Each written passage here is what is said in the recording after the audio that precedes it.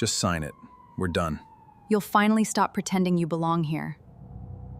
If this is your choice, I'll leave. Hello, Dad. Yes, I signed the divorce papers. Good. Now it's time everyone learns who you really are. Concludes our transfer to the Trillionaire's daughter. You're the Trillionaire's daughter? You never cared enough to find out. Sign it. Claire, you are not losing anything you ever earned. Ethan Whitmore said it, his voice tight and detached, holding out a fountain pen like he was merely handing over a grocery receipt. 10 years of marriage lay between them, yet he did not look up from his desk. Behind him, the woman he had hired as his new chief financial officer offered a polished, calculated smile into her coffee mug. Claire took the pen, her hand steady. What Ethan did not realize was that the quiet, overlooked wife he was discarding actually held the deed to the very ground his empire stood upon. She had finally decided that it was time to let the foundation crumble beneath him. If you believe some people should never be underestimated, subscribe, stay for the whole story, and comment your city so I can track how far this unfolds. The night it began. Claire Whitmore stood by a cold marble column in the Dallas ballroom for 45 minutes.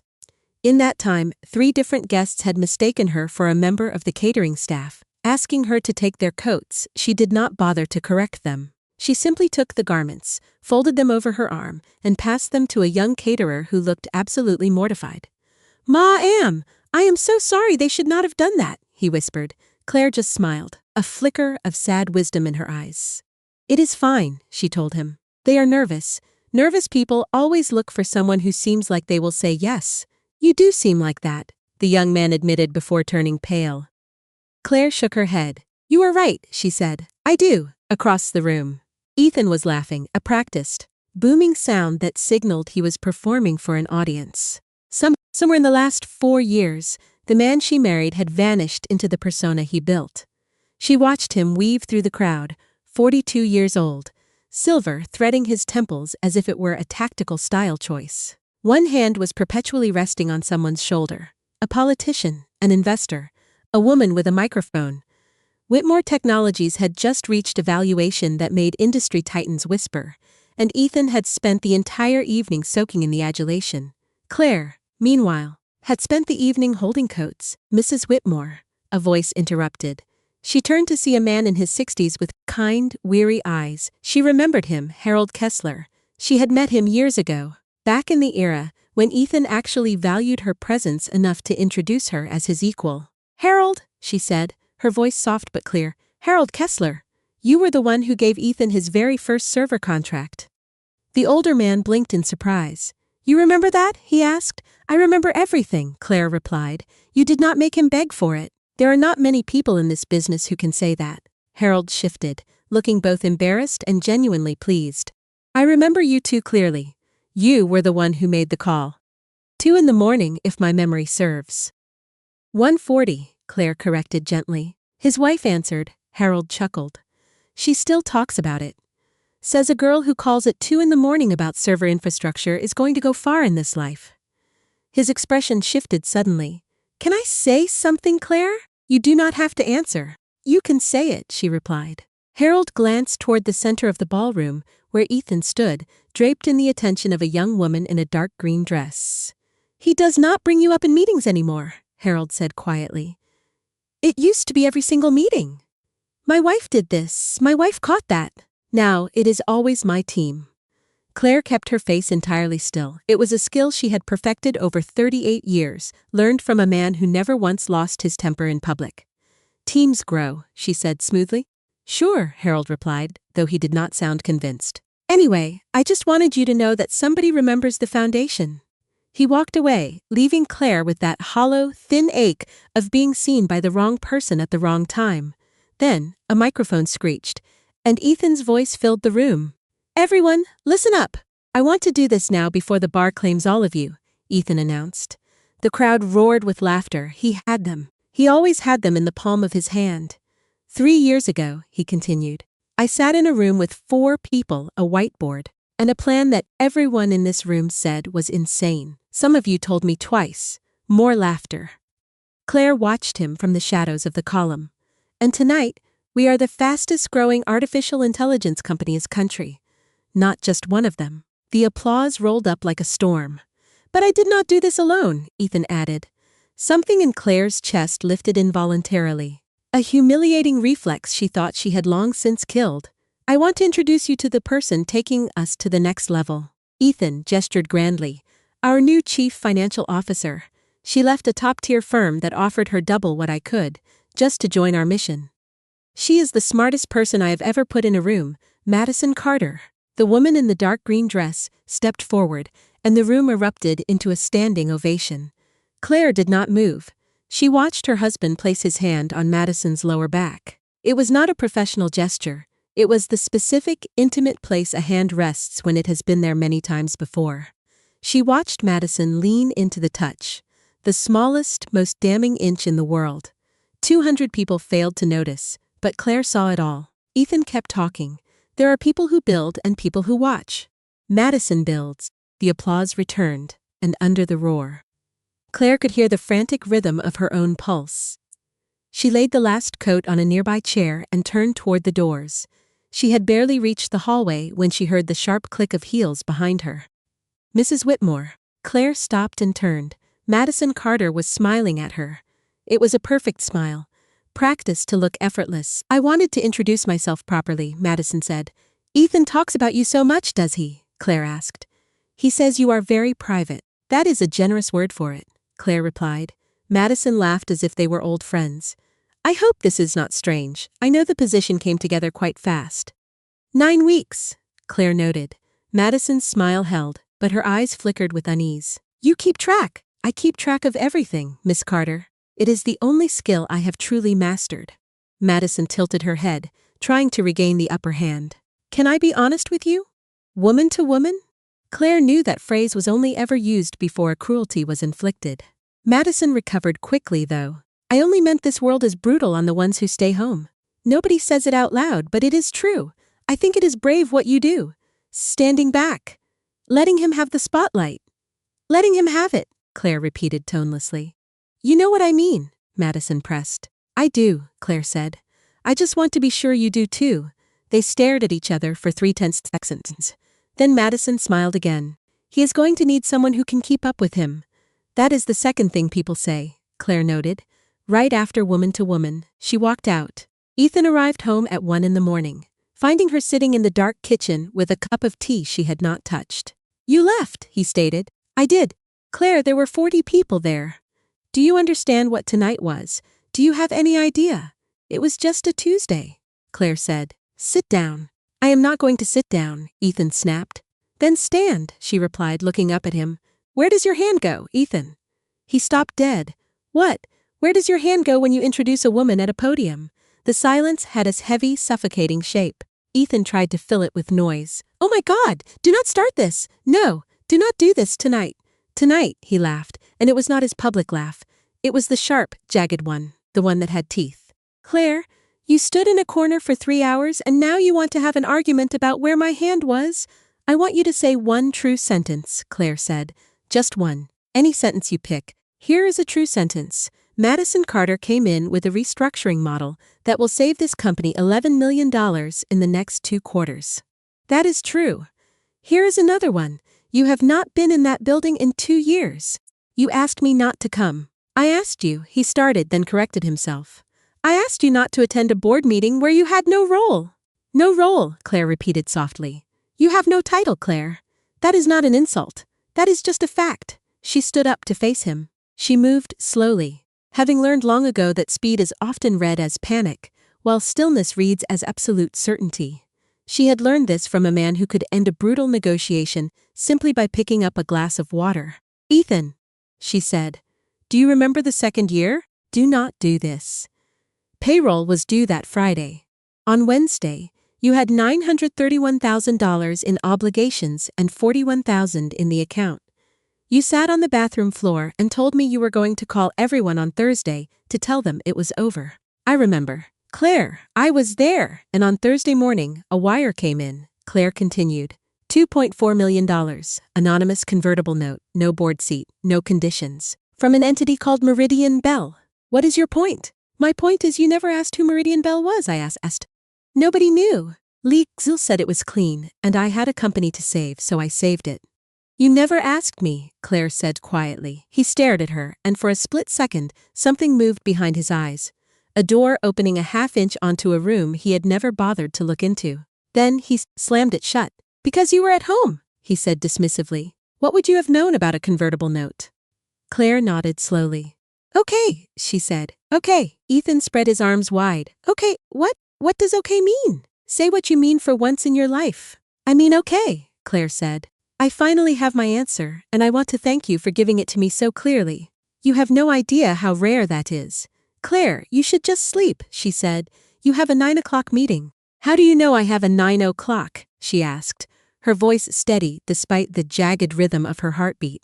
She studied him, searching for some flicker of hesitation, but found only the cold, polished surface of a stranger. Good night, Ethan, she said, turning away before he could answer. Upstairs, she closed the bedroom door and sat on the edge of the bed. She didn't weep. There was nothing left to cry for, and she knew that grief wouldn't alter the math of their failing marriage. She reached for her phone and dialed a number she hadn't called in 6 years. It rang once. Claire. Her father's voice cut through the dark, unchanged by time. William Sterling sounded as sharp at 71 as he had when she was 9, the man who once taught her that money is the least interesting thing money does. Dad, it is 2 a.m. in Texas, she whispered. I know, he replied. A clock ticked in the background. He was awake. He was always awake. Say it, he prompted, his voice a low command. I have no title, she said, the words heavy and hollow.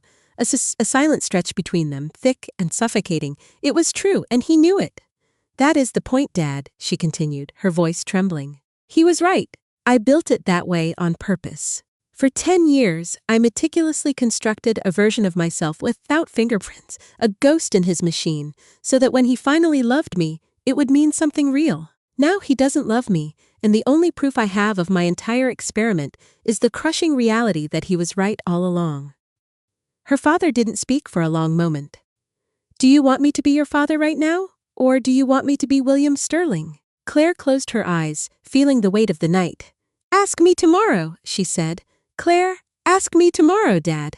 All right, he said, but you need to know this tonight. Meridian Bell's note converts on a change of marital status. You wrote that clause yourself, he reminded her. You were 29, sitting in my library, furious at the suggestion, yet you crafted a version far superior to mine. Claire opened her eyes, the memory surfacing with painful clarity. I remember, she said quietly. I have never asked you to trigger it, William said. I am not asking now. I am telling you it exists because you are the kind of person who forgets she is holding a knife. The line went silent, the weight of his words hanging in the air. Dad, yes. He introduced her at the podium, she whispered. Not me. Her.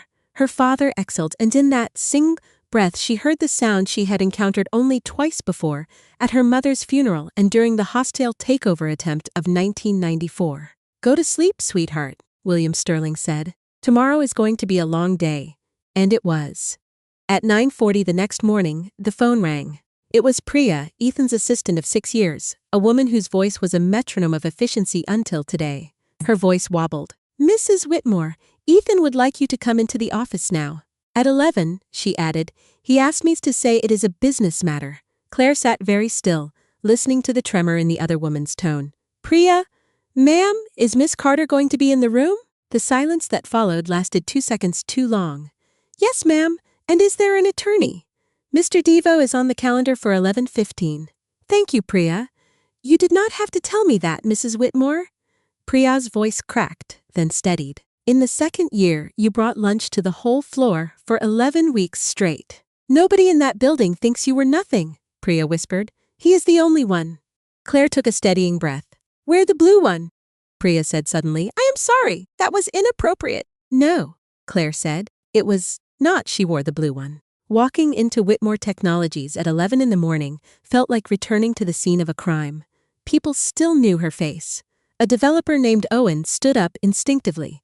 A woman from operations said, Claire, then clapped a hand over her mouth as if she had committed a sin. Someone in the elevator asked if she was back with such raw, desperate hope that Claire had to stare at the floor to hide her eyes. Ethan was standing when she walked into the office. Madison was already sitting. That was the detail that would haunt Claire later. Not the papers. Not the numbers. Madison was already sitting. She had arrived first, claiming her territory. Claire, Ethan said, offering a tight smile. Thanks for coming. You are welcome, Ethan. Sit, he gestured. I will stand, she replied. He didn't like that. She watched his jaw tighten. Fine, he said. He slid a thick folder across the desk. I want to do this cleanly. I do not want lawyers turning this into a war. There is an attorney on your calendar for 11:15. Ethan's jaw moved again. That is procedure, of course. Claire. He placed both hands flat on the desk. Last night should never have happened. What you said. What I said. But it did, and it clarified something. I am not going to pretend otherwise. Clarified, Claire repeated. We want different lives, do we? Yes. He gestured toward the folder. $15 million, he stated. The house in Terrytown, health coverage for life, the driver, the stuff. It is more than the prenup, Claire. It is significantly more, and I did that on purpose. Madison spoke for the first time. It is extremely generous, she said. I want you to hear that from someone who does this math professionally. Claire turned her head slowly, fixing her gaze on her. Miss Carter, she said. What is your job title? Madison's smile flickered. Chief Financial Officer. And which line item on the balance sheet is his marriage? Silence filled the room. I am here as a friend, Madison said. You are sitting in the chair, Claire replied. Friends stand. Ethan slammed his palm on this desk. Not hard, but enough to rattle the air. Enough. Claire, enough. Do you know how many women would kill for this offer? Do you understand what I am handing you? Tell me, Claire said. I am handing you a life you did not build, he said it. And the room went deathly quiet.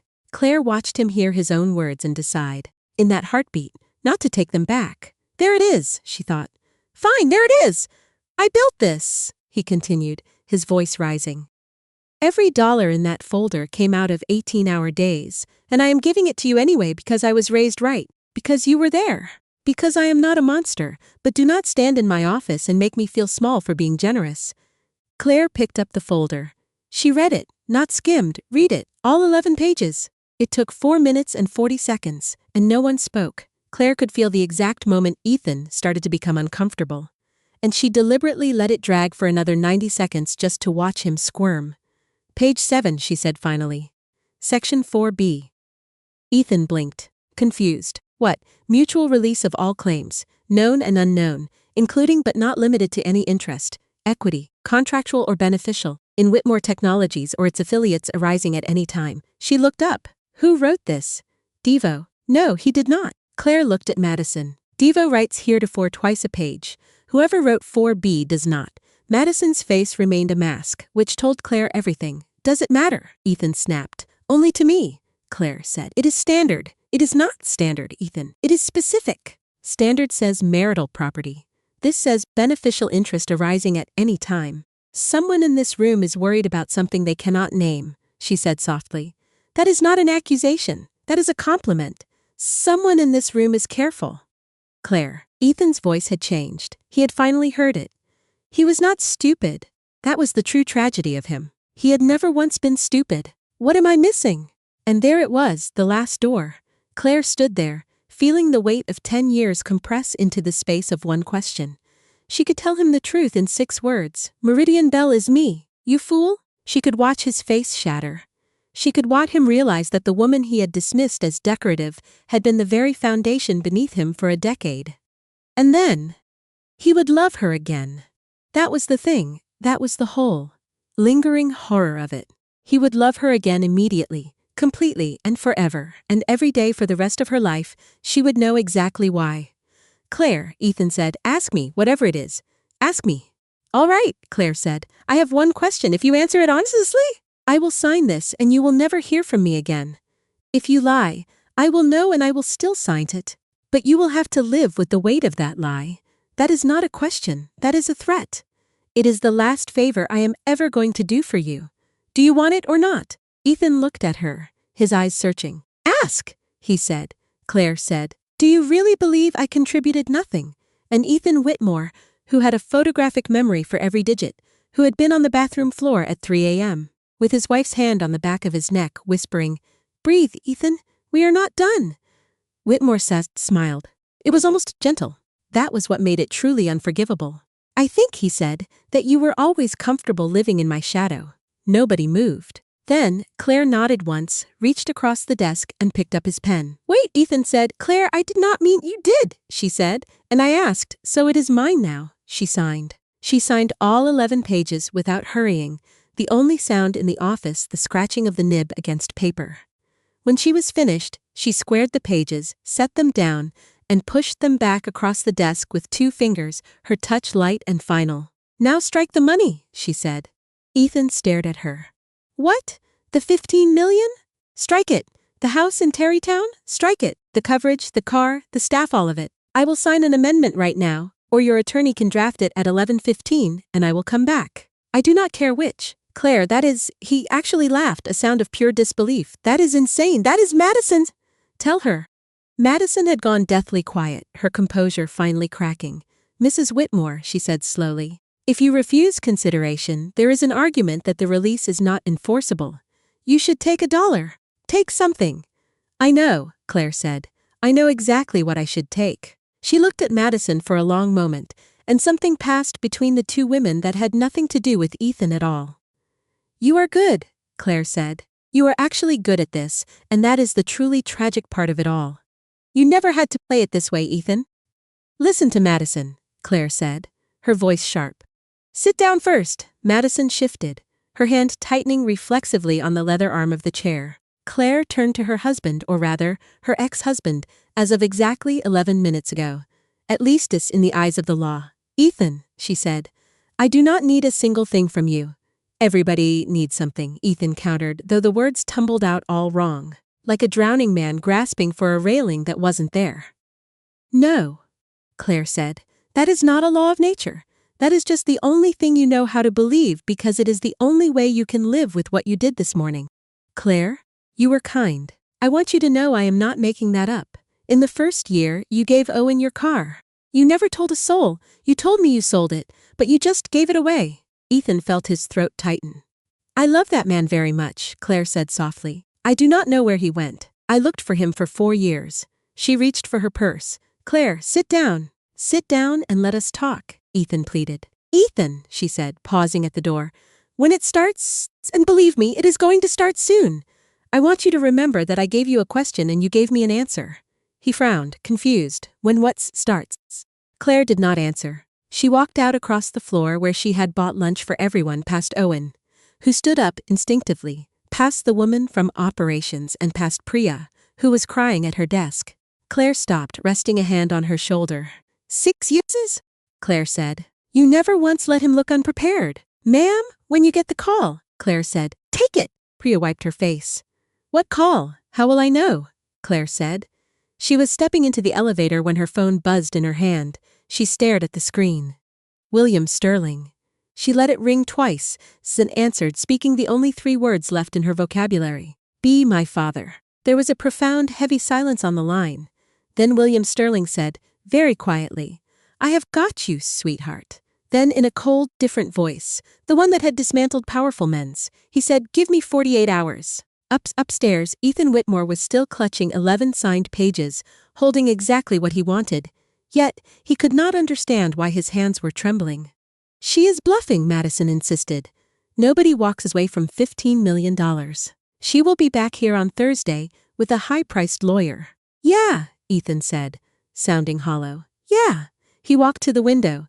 Downtown Austin sprawled out beneath them, a jagged landscape of gold and glass, his name already emblazoned on the 14th floor of the building across the street where they had just signed a lease. Madison, he said, pull the cap table now.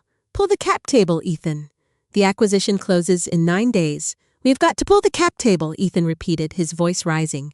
And find me every note that ever converted, and tell me who the hell Meridian Bell is. Madison went perfectly still behind him. What did you say? Ethan turned around and, for the first time, he saw the expression on his CFO's face. It was not confusion. It was pure, unadulterated fear. You know that name? He said slowly. Madison did not answer. Madison, you wrote 4B. You wrote it because you know exactly who that name is.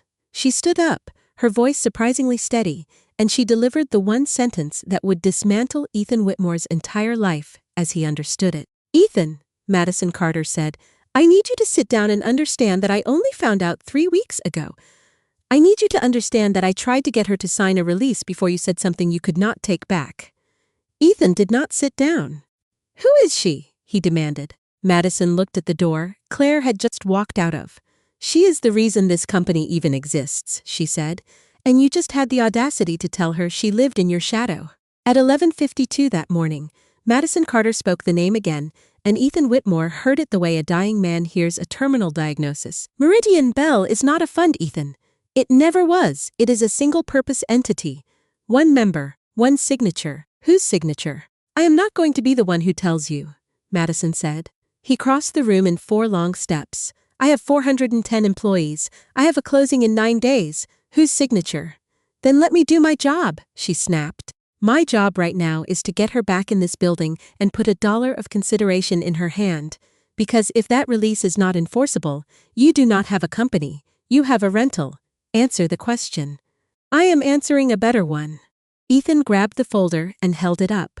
She signed 11 pages. She signed all of it. "She refused payment," Madison said. "Listen to me, listen. In every state in this country, a release without consideration is just a piece of paper with handwriting on it.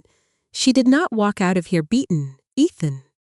She walked out of here holding a receipt that proves you tried to cheat her." That was the first moment. Ethan would return to it 100 times in the long months that followed, and every time it was the same. The folder in his hand, the weight of it feeling entirely wrong, like a box that should have been full but was empty. "She is proud," he said, trying to convince himself. "That is all this is. She is proud. She is hurt and she wanted to make me feel it. She read Section 4B in 4 minutes, so she is a good reader. She read Section 4B in 4 minutes. She knew Devo did not write it, and she told me to sit down first." Madison's voice cracked for a heartbeat before settling back into a flat, professional tone. "Ethan, I have been in rooms with sovereign wealth funds. I have never in my life been read the way she read us. That woman was not hurt. That woman was finished." At 12:15, Priya buzzed through to say Mr. Darrow was in the conference room, and Ethan told her to send him up. He stood at the window with his hands buried in his pockets, refusing to move for 4 agonizing minutes. "Ethan," Madison said quietly, "call her." "No." "Call her, apologize, and get her to take the $1. I said no." "Why?" Ethan turned, and there was something almost pleading in his eyes, which was the worst part of all because Ethan Whitmore did not plead. "Because if I call her right now," he said, "she will know I am scared. And in 10 years. Madison. In 10 years, that woman has never once been wrong about what I was feeling, and I cannot afford for her to be right about this one." Madison stared at him for a long, heavy moment. "That is the whole marriage, isn't it?" she said. "That is the whole thing right there. Get out! Ethan, get Devo. Get the cap table. Get out!" She walked out. At 12:40. Claire Sterling was sitting in the back of a car on Congress Avenue, her phone face down on her knee. She had been sitting like that for 19 minutes. And the driver had long since stopped asking where she wanted to go. Then the phone buzzed. Not a call, a text. It was from Priya. 3 words. "He is not okay." Claire stared at it for a long time. She typed, "Neither am I." Then she deleted it. Then she typed, "Don't take his side out of habit."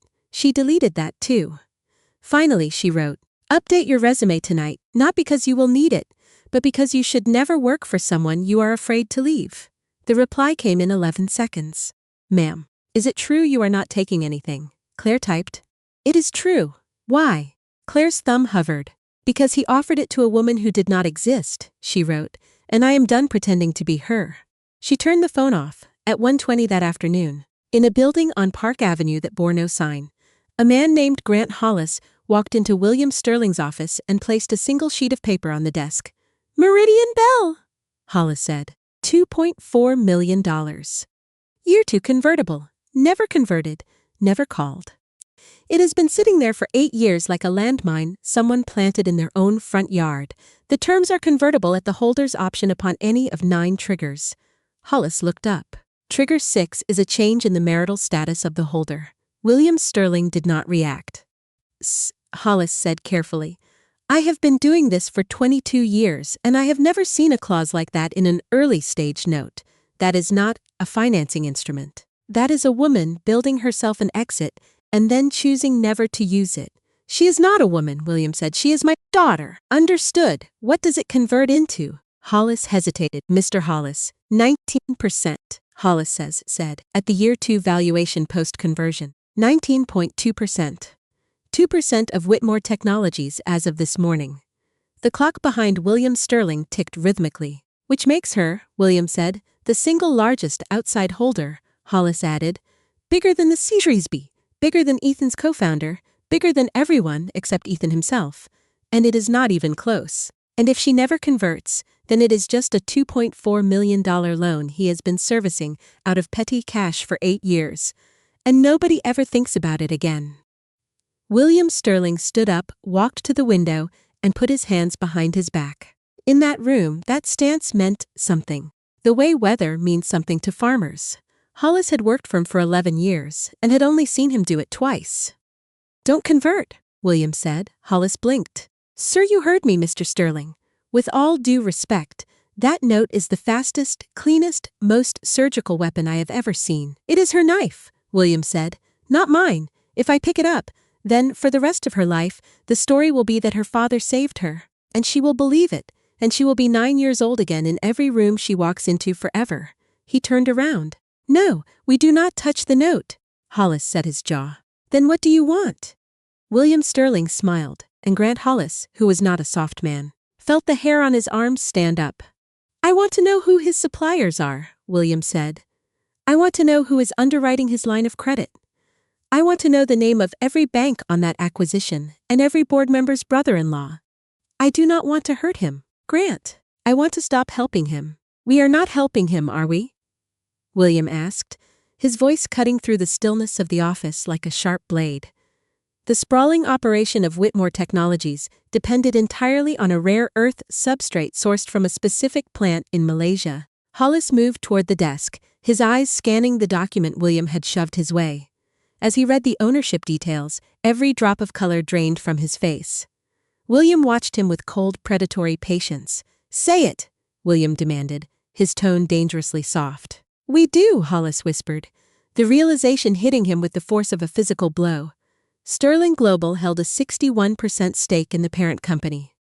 I did not know, Hollis stammered, terrified. We have 400 holdings. Nobody would have noticed. William nodded slowly. Nobody did.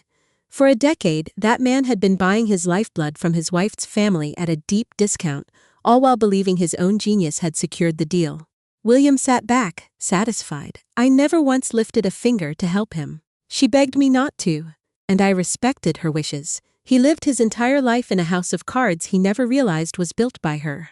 So, what do we do now? Hollis asked, his voice barely audible. We do absolutely nothing, William replied, leaning back with a look of chilling finality. We terminate the discount. We cancel the priority allocation that his procurement team somehow thinks they charmed out of a supplier years ago. We stop expediting their shipments. We pull back every single favor we were providing for free. From this moment on, let him purchase his materials at the exact same market rate as everyone else on this planet. Hollis stared at him, stunned. That is it. That is the strategy. He might survive the price hike, William mused aloud. Let us find out what he is actually made of. She would have wanted it this way. I could never forgive myself if I did anything less. At 4:05 that afternoon, Ethan Whitmore called his wife's phone. It went straight to voicemail, and he hung up without saying a word. 11 minutes later, he called again. Let it ring, and hung up once more. On the third attempt, he finally left a message. Claire, it is me, he started, his voice strained. Look, this morning got away from us, both of us. I said things I should not have, and you did too. A long, heavy pause followed, filled with the dull roar of city traffic behind him. You need to take the money. I am being serious. Do it for you, if not for me. Call Devo and just take it. Then you can hate me all you want, and it will not cost you a thing. Another silence stretched out, longer than the last. Claire, who is Meridian Bell? He asked, his voice dropping an octave. Silence hung in the air for 4 agonizing seconds. Call me back, he finally muttered, and ended the call. She did not call him back. By 9:30 the next morning, the first piece of his empire fractured. It broke so quietly, so efficiently, that nobody in the building noticed for 6 hours. A procurement manager named Dale Whitaker sent a routine order confirmation that had been running on autopilot for years, only to receive an email he had to read 3 times just to process the rejection. Orders may be placed at published rates, the email stated, subject to standard availability. Dale immediately fired back a reply, insisting that there had to be a mistake, as they had been on a preferred schedule for years. The response came 9 minutes later: there is no mistake. At 3:40 that afternoon, Dale walked straight into Ethan's office without knocking, something he had never dared to do in 6 years of working together. "We lost the allocation," Dale said, his face ashen. Ethan did not even look up from his screen. "Which allocation?" "The substrate," Dale replied. Now Ethan looked up, his brow furrowed. "What do you mean, we lost it?" "I mean it is gone," Dale said. "I called Kuala Lumpur and spoke to a man who was very polite, very sorry, and very clear that we are welcome to buy at standard published rates." "Then just buy at the published rates," Ethan snapped. Dale let out a bitter, jagged laugh. "Ethan, those rates are 4 times what we currently pay, and the waiting list is 11 weeks. The room fell into a terrifying silence. 11 weeks, Ethan repeated, the weight of it sinking in. "We close in 8 days. I am fully aware of our deadline." Ethan surged to his feet with such violence that his chair slammed into the wall behind him. "Then get on a flight to Malaysia? Or the moon, I do not care," he barked. "Dale, you have been drinking with these people for 5 years. You told me at the company party that Raheem considers you like a brother." "He does," Dale said, his voice trembling. "That is precisely how I know how dire this situation is. He would not even take my call, Ethan. Raheem had someone else intercept me to say he was unavailable." Dale's voice sounded thin and defeated. "I have known that man since 2018. He was at my daughter's christening. He refuses to pick up the phone." Ethan stood gripping the edge of his desk, his knuckles turning white. "Someone leaned on him," he said through gritted teeth. "Someone bought him off," Dale countered. "Or perhaps someone owned him all along and simply remembered it, just in time to ruin us." At 5:15, Madison found Ethan sitting in the darkened, empty conference room with a legal pad before him, the page completely blank. "Say it," he said, not looking at her. "Ridgeline Bank pulled out of the lending syndicate," she confirmed. Ethan squeezed his eyes shut. "They did not pull out," Madison clarified. "That is the frustrating part. They did not technically decline anything. They just moved us into a different, more rigorous review tier. Nothing is officially dead, but everything is moving at a crawl. Everything has slowed to a halt." She pulled out a chair and sat opposite him. "Ethan, I have been in this industry since I was 23, and you need to understand something. When people genuinely want to destroy you, it is loud. There are lawsuits, press leaks, and public scandals. This is different. It is not loud at all." "Then what is it?" he asked. "It feels like a hand that was supporting your back for 10 years has suddenly been removed," Madison explained. Ethan looked up, confused. "I do not know how else to articulate it," she said softly. "It is like there was a hidden hand helping you up for a decade, and nobody ever bothered to tell you it was there," she continued. "Now that the hand has moved, you are finally finding out what you actually weigh on your own." At 6:02 p.m., Ethan Whitmore did something he had not done in 4 years. He left the office during the middle of the news cycle, drove home, and walked into his house.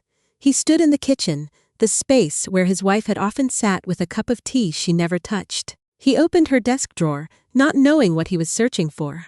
What he found was a notebook. It was cheap, 99 cents, the kind you buy at a gas station. It was filled with Claire's handwriting, which he had not seen up close in years. The first page was dated 8 years ago, and at the top, in bold block letters, it read, "Things to fix before he notices." Ethan sat down hard on the kitchen floor and began to read. He stayed there for 2 hours. Every single page documented a crisis he never knew existed. Every page detailed a disaster he had been completely oblivious to. There were payroll gaps that had been quietly closed with funds from sources he did not recognize. A supplier who had desperately wanted out in the 3rd year, but had somehow been convinced to stay. A lawsuit from a former engineer that had evaporated so cleanly, Ethan had simply assumed the man had lost his nerve. There was a page from the 5th year that just said Sarah Kimball leaving. Fix. And then, in different ink 3 days later, the word fixed. Do not tell him it was close. And on page 41, buried in a list of mundane tasks, one line that stopped his heart entirely. Wire MB 2.4 million Thursday. He cannot know. If he knows it is from me, he will never believe he did it himself. If he does not believe he did it himself, he will never do it again. Ethan set the notebook down on the cold tiles. He stood up, his legs feeling weak and shaky. He walked to the kitchen sink, turned the water on, then stared at the faucet before turning it back off without doing anything. Then he spoke aloud to the empty kitchen, his voice hollow and unrecognizable, saying, "Oh my God!" At 8:40 that night, Ethan called Claire, and she picked up on the very first ring. Neither of them spoke for a long moment, the silence vibrating between them. "You are in the kitchen, aren't you?" Claire asked softly. "How could you possibly know that?" he whispered. "Because you are breathing exactly like a man sitting on a kitchen floor," she replied. Ethan squeezed his eyes shut until it physically hurt.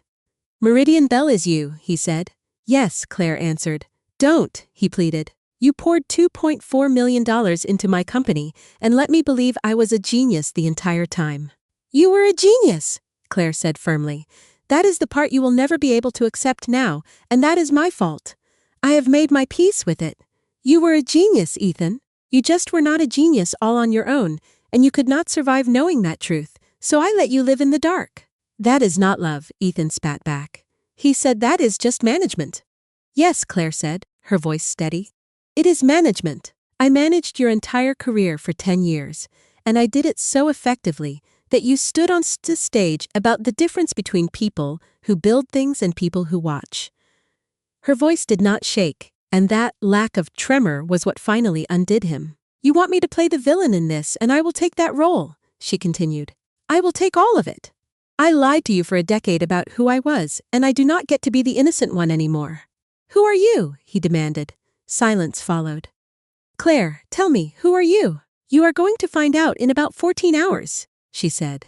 "I would rather you find out from a legal document than from my own mouth. If I tell you now, you will say something you will spend the rest of your life trying to take back. Claire, please, just tell me. Please." And Claire Sterling, sitting alone in a hotel room in New York, heard her husband say the word please for the first time in 6 years, and had to press her hand over her mouth to stifle sob. "I have to go," she said, her voice cracking. "Do not go," he begged. "Claire, the substrate is completely gone. Ridgeline moved us to Tier 3. Dale cannot get Raheem on the phone. It is you, isn't it? Tell me it is you." "No," Claire said, her voice cooling. "Then who? Who is doing this?" "Nobody," she replied. "That is the one thing you are not going to be able to grasp, and it is the only true thing I have left to offer you, so please hear it. Nobody is actually doing anything to you, Ethan. People have just stopped doing things for you." She took a breath. For 10 years, there was a reason those calls were returned. There was a reason that Plant honored your allocation. There was a reason that lawsuits simply vanished. And there was a reason Sarah Kimball did not quit in year 5. You never once stopped to ask what that reason was because you simply assumed the reason was you. "Claire, it was not a conspiracy," he insisted. Claire said it was a favor. It was 10 years of favors. And you mistook them for good weather. The line remained deathly quiet. "I am going to lose the company," Ethan said. "Maybe," she conceded. "Say something else," he pleaded. "I do not have anything else to say," she replied. "Claire, I gave you a question yesterday. You gave me an answer." "I did not mean it," he said. "You did," she said. "I want you to know something before I hang up. When you said that to me, I felt a strange relief. That is what you did to me, Ethan. You said the cruelest sentence of my life. And my whole body finally relaxed because, after 4 years of wondering, I finally knew exactly who you were. Claire, I am begging you, stay on the line. Goodbye, Ethan." She hung up.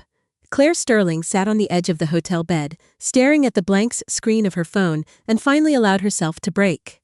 She started her stopwatch, just as she had for 11 years, exactly 90 seconds. Her father had taught her this discipline when she was 9. Standing over her while her mother lay dying. And though she had carried a bitter resentment toward him for it ever since, that cold, measured ritual had kept her from shattering more times than she could count. By 6 in the morning, the routine disclosure hit the wires.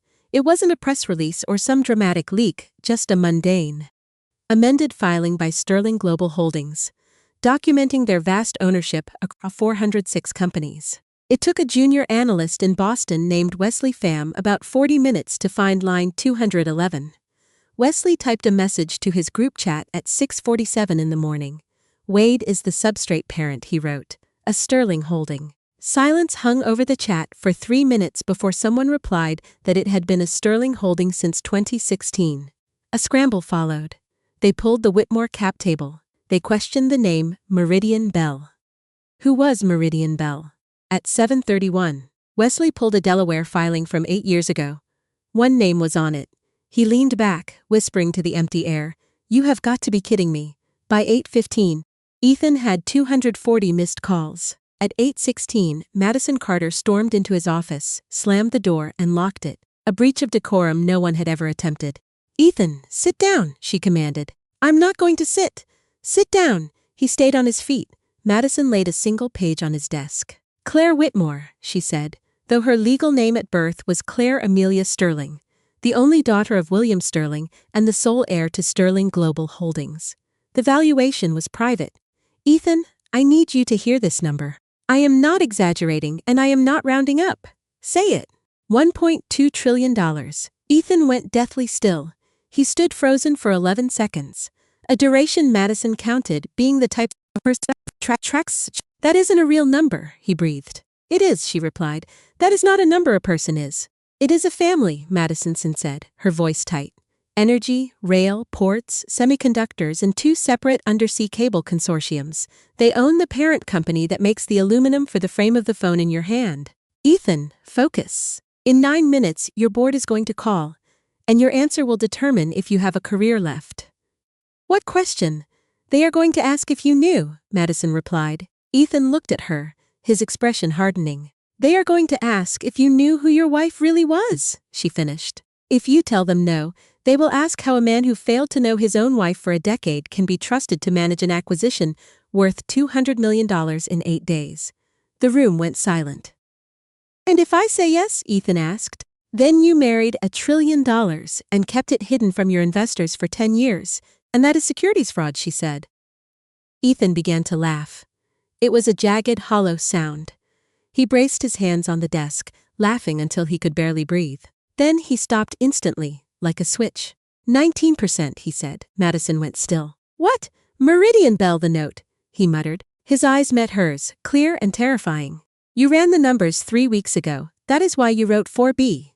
"Tell me the number, Madison." 19.2, she said. He nodded. "She could have converted yesterday," he said, his voice flat. "She could have signed the papers and walked out of this building owning 1/5 of my company, and there would have been nothing I could do." He stared at the ceiling. "She didn't." "No. Why didn't she?" Madison opened her mouth to speak but hesitated. "Say it," Ethan demanded. "You have been in the room with her once, and you read her better than I did in 10 years. Tell me. Taking it would have meant she wanted it," Madison said quietly. "And if she wanted it, then the last 10 years were a transaction. That woman would rather lose everything she owns than let you believe the last decade was a transaction." Ethan turned to the window. "I told her she lived in my shadow," he whispered. "She wired me $4 million and sat on a bathroom floor with me and told me to breathe," he said, "and 8 years later I told her she lived in my shadow in front of you. I even smiled when I said it." "Yes," Madison said, "you did." He remained silent for a long time. Then, quietly, he said, "Get Devereaux. Find out what plane she is on." At 11:04, Claire Sterling walked into a conference room on the 51st floor of a Park Avenue building. 9 people stood there, and the room went dead silent. Her father stood at the far end, hands behind his back. "Sit," William Sterling said to the room, "or don't. I don't care. Claire, come here," she approached. "I did nothing," he said, addressing the room. "I want that on the record. I pulled a discount he never earned and stopped a favor he never asked for. That is the whole list, Grant. Is that the whole list, sir?" "That is the whole list," he said. "He is still standing," William said to his daughter. "Barely. He has 8 days in a hole in his supply chain and every reporter in America waiting outside his lobby. He will either survive it or he will not." He looked at her. "The note is still yours. Nobody has touched it." "Nobody will." Claire looked down at the table. "Sweetheart," William said. "Look at me," she met his eyes. "You have 3 choices," he said. "I am saying them out loud because you are 38, not a child, and I am finished protecting you from your own arithmetic. First, you convert. You take the 19%, you take his board seat, you take his name off the building, and you make him watch. Second, you do nothing. He fixes his own mess or he fails, and either way, you never have to see him again. In 5 years, you will just be a woman who used to be married to someone. Third, William paused. Third is the one I am afraid of. Third is that you go back. Nobody breathed. Because you will want to, her father said, especially around day 6 when things get bad. When he calls you at 3 in the morning, and he is not asking for money, just scared, saying your name the way he used to say it, that is when it will happen. He leaned forward. Claire, if you go back to a man who only valued you when a filing told him you were worth something, then I have failed you. Claire Sterling stood before 9 of the most powerful people in American finance and remained silent. She turned to Grant Hollis instead. Mr. Hollis, what is his cash position? Hollis checked his notes. 14 weeks, maybe 12, if the acquisition, because he has to fund it. The acquisition will destroy him. It will destroy him, Hollis agreed. If he closes that deal without the substrate line, he's buying a factory he cannot possibly feed. It is the single worst decision he could make. But he is going to make it because backing out publicly feels like weakness, and that man would rather go bankrupt than look weak. Claire nodded. She was quiet for a long moment before saying something that made Grant Hollis drop his pen. Buy it, she said. Ma'am, the target, the company he is acquiring. What is it? 300 people in Reno, 312, she clarified. Buy it, Claire said. Today. Pay whatever they want, pay double. I do not care, I want signatures before dinner. Hollis stared at her. Claire, if we take that target out from under him 8 days before his closing date, that is not stopping a favor. That is a hostile act. It is the loudest thing anyone has done in this market in 5 years. Every reporter will have your name on it by tomorrow morning. I know, she said. They will say it is revenge. They can say whatever they want. My father just gave me 3 choices, and I am declining all of them.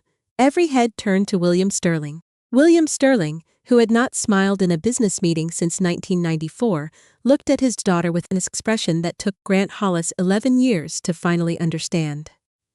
There she is, he said. Claire did not smile back. Those 312 people are going to lose their jobs when he collapses, she said. They did not do anything to me. He is about to buy them with money he does not have, and bury them in a hole he dug himself, and I am not going to stand here and let that happen just so I can feel something about my marriage. She turned to Hollis. That is not revenge. That is Tuesday. Buy it. Yes, ma'am. And Mr. Hollis, when you call their CEO, tell him the truth. Tell him exactly who I am and who I was married to. Hollis left the room at a pace that was nearly a sprint.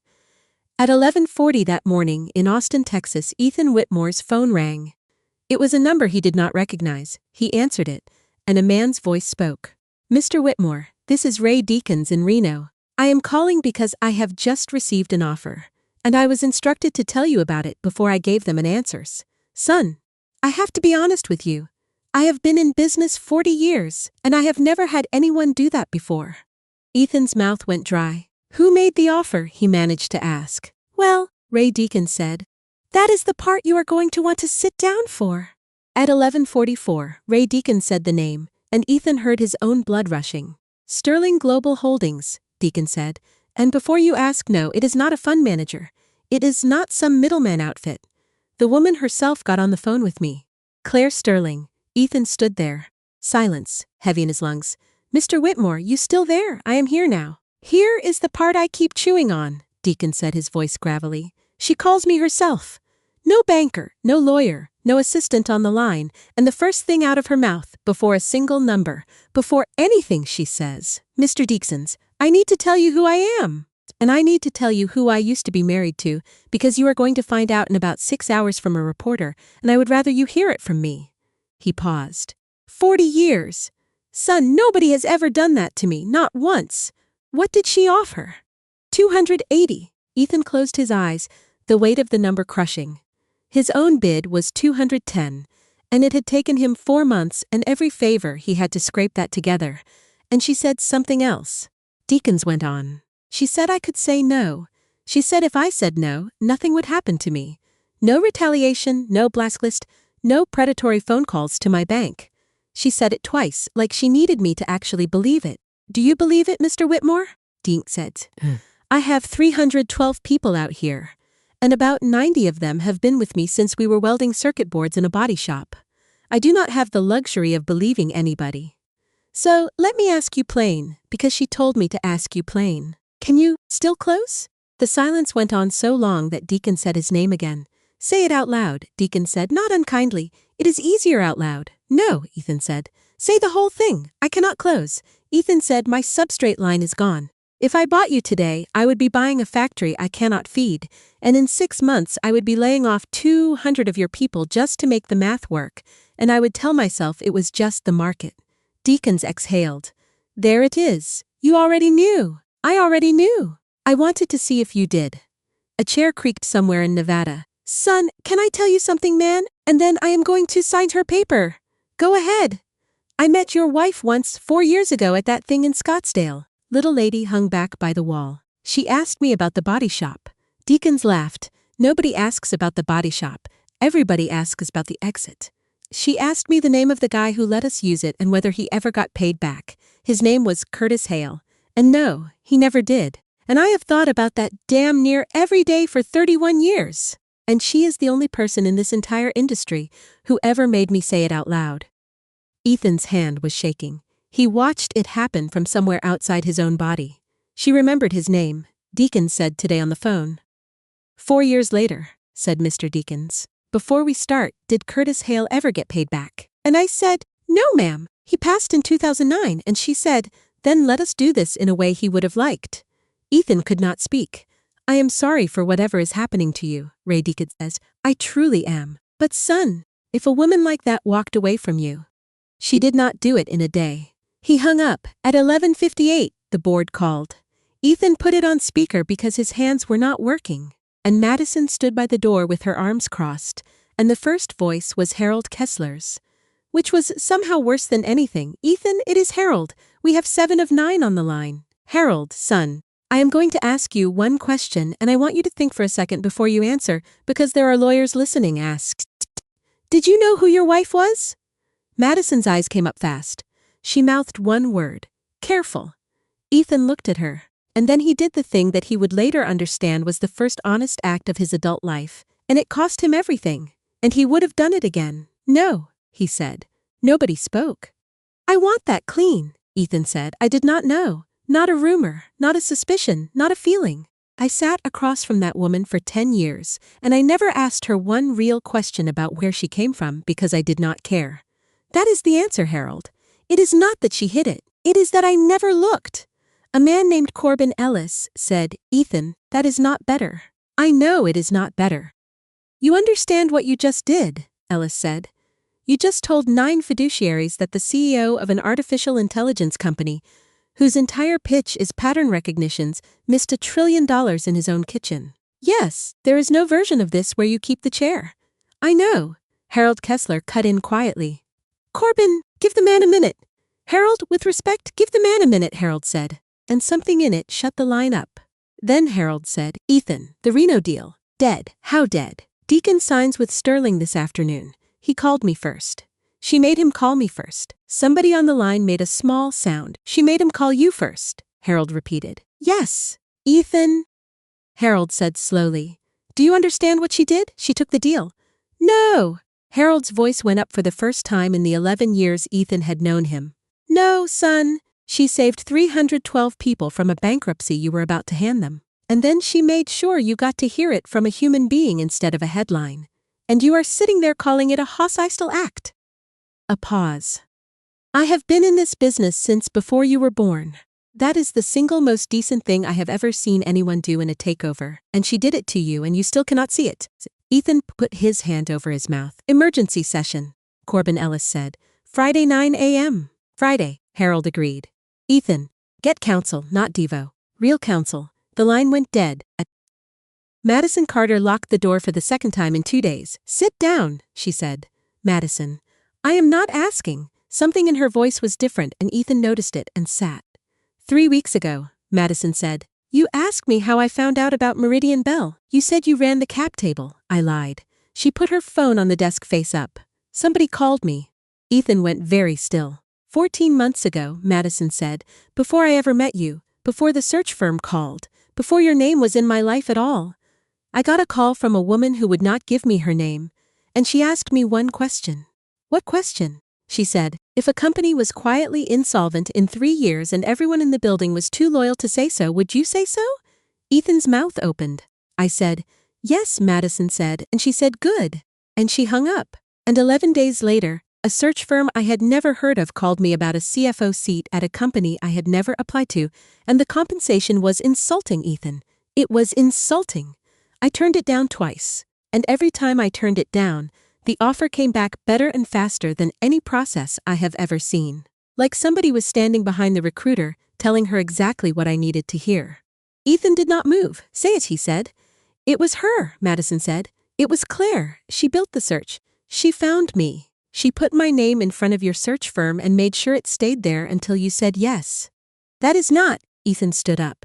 No, Madison. That is insane. Why would she?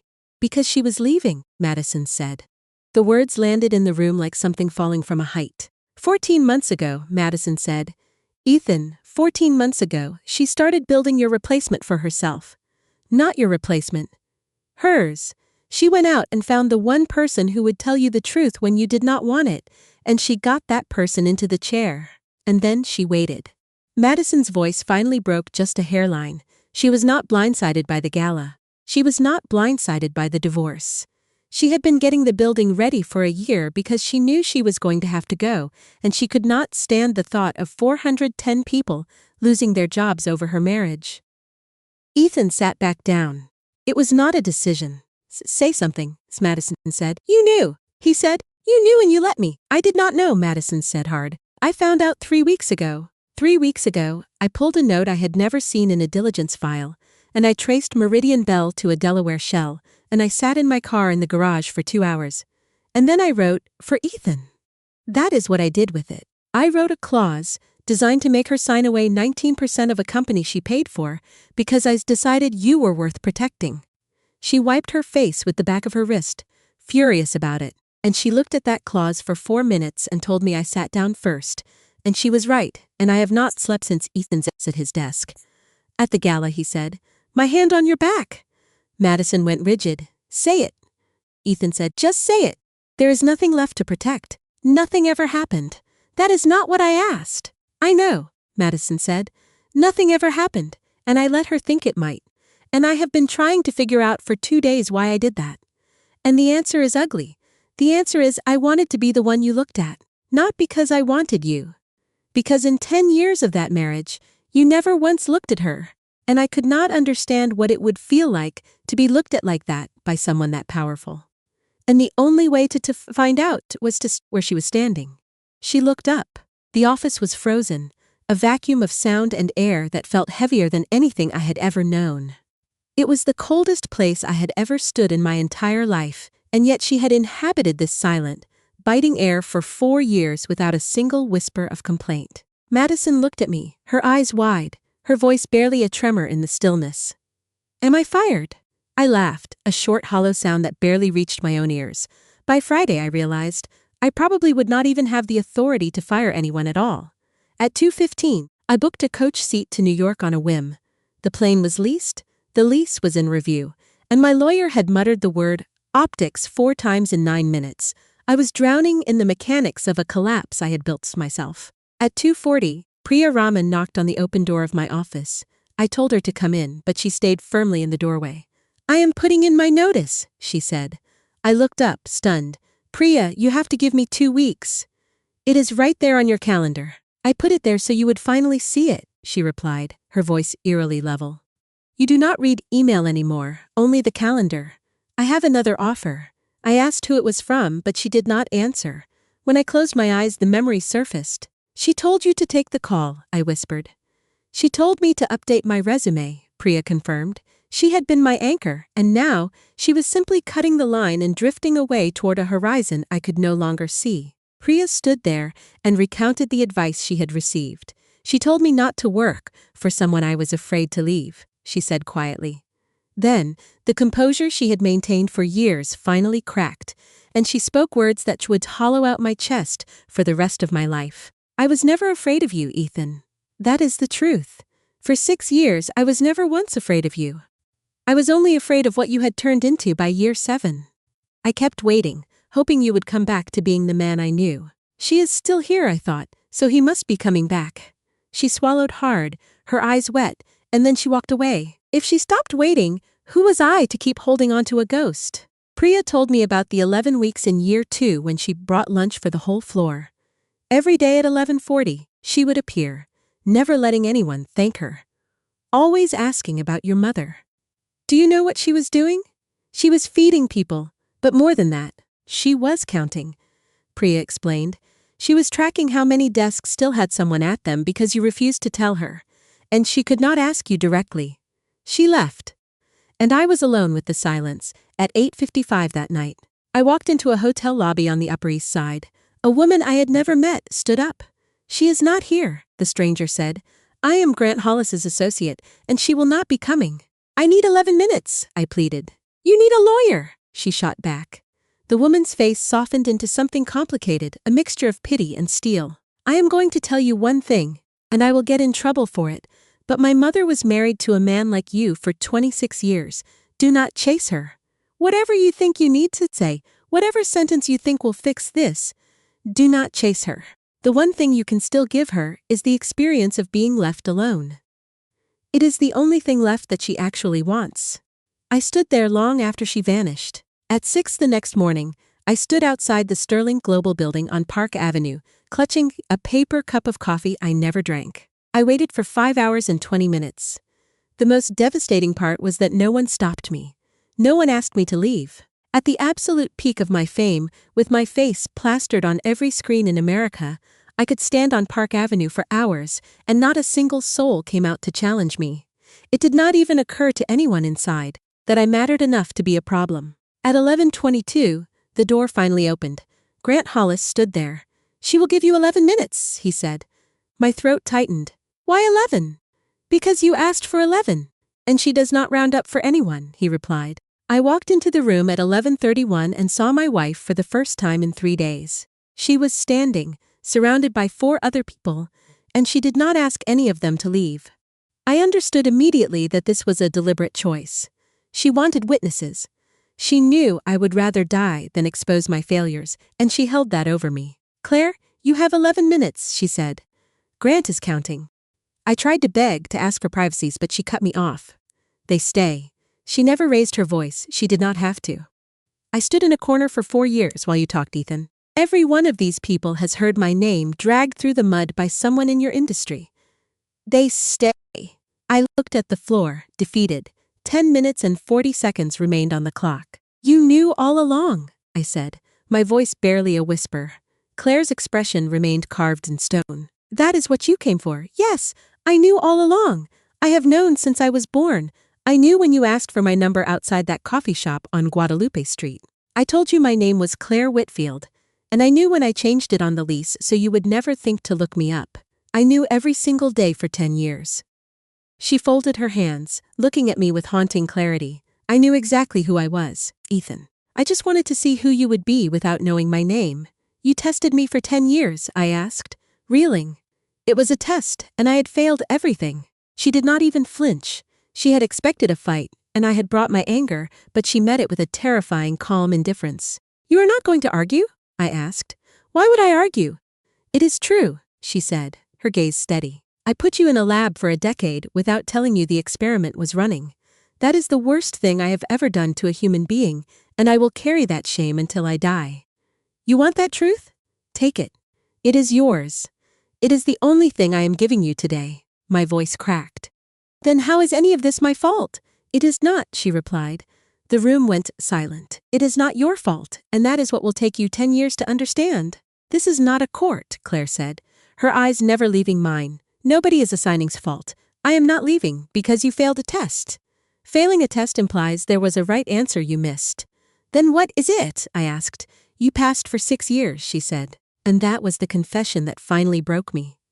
Every day for 6 years, you were kind to people who could do nothing for you. You gave Owen your car. You cried at Dale's daughter's christening. You stood up to my father's company in 17. I sat there and watched you. And I was so proud of you that I could hardly breathe. That was not a test, Ethan. That was a marriage. I was happier than anyone I had ever met. Somewhere around the Series C funding, something shifted in you, and I told myself it was just the pressure. 6 minutes and 40 seconds remained. The money got real, Claire said. I watched a man I loved discover that people would finally laugh at his jokes. There is no villain here. Nobody corrupted you. You just realized you could say anything and the room would laugh. That is a drug, and I have watched it eat 40 men in my family. I recognized the scent of it from childhood, and I kept saying, not him. When did you know? I asked. Sarah Kimball, she said. Year 5. She was going to quit because you humiliated her in a review, and I went to her apartment and spent 4 hours talking her out of it. When I got home, you asked where I had been. I said with a friend, and you laughed, saying, funny, I did not know you had any. The room felt like it was suffocating. You did not mean it, Claire said, her hands perfectly still. You were just tired. And you said a small mean thing to your wife on a Tuesday. I stood in that kitchen and realized you had started using me for the overflow of your own ego. 4 minutes, Hollis warned. You did not fail a test. You just got what you wanted, and it turned out you wanted to be the only person in the room. I stood in front of that audience of billions, a $900 billion man, and I could not think of a single sentence. The note, I said, barely finding my breath. 19%. Yes. Why did you never convert it? Because I did not want it, she said. I laughed, a wet, jagged sound. You could have taken 1/5 of my company, and you did not. Now I am supposed to just… Ethan, she said, my name with a gentleness that shattered me. I never wanted your company. I never wanted your money. I have $1.2 trillion. Do you understand what that means? It means for 10 years, every single day I was choosing you. Not accepting you, but actively choosing you. I woke up in a house I could have bought 40,000 times over, and I chose to stay. I thought I was the lucky one, but I was the one who was blind. It felt like a physical tearing inside him, a jagged sound that filled the sterile silence of the office. What do you want from me? He stammered, his pride finally shattered into nothing. Tell me what to do. I will do it. I will do anything, Claire. Just tell me what to do. Claire Stursling stood perfectly still, looking at the man she had been married to for 10 years. Ethan finally stopped his frantic pacing. That is all I ever wanted, she said, her voice chillingly calm. For you to actually ask me. That is the whole thing. In 10 years, I just wanted you to look up from your ego and ask what I needed. She did not move her chin, but her eyes scanned him with cold intensity. You only did it because you were losing control. 30 seconds, Hollis announced, his own voice sounding thin and unsteady. Claire, Ethan pleaded, don't do this. The board meeting is on Friday. Claire did not waver. Harold Kessler is planning to move to remove you as chief executive, and Corbin Ellis is going to second that motion. You have 5 of the 9 votes against you, maybe 6. Even if Harold votes for you, it will not be enough to save your position. She delivered the news with clinical precision. Do not fight it, Ethan. Do not sue, do not leak to the press, and do not call a reporter. There are 410 employees in this building, and if you burn it all down in a fit of humiliation, everything I built for a decade dies. Was any of it real? Ethan whispered, but Claire Sterling was already halfway out. Ethan, I wired you $2.4 million at 1 in the morning. Then I laid in bed next to you and listened to you talk about your day. She said without turning back. She was gone.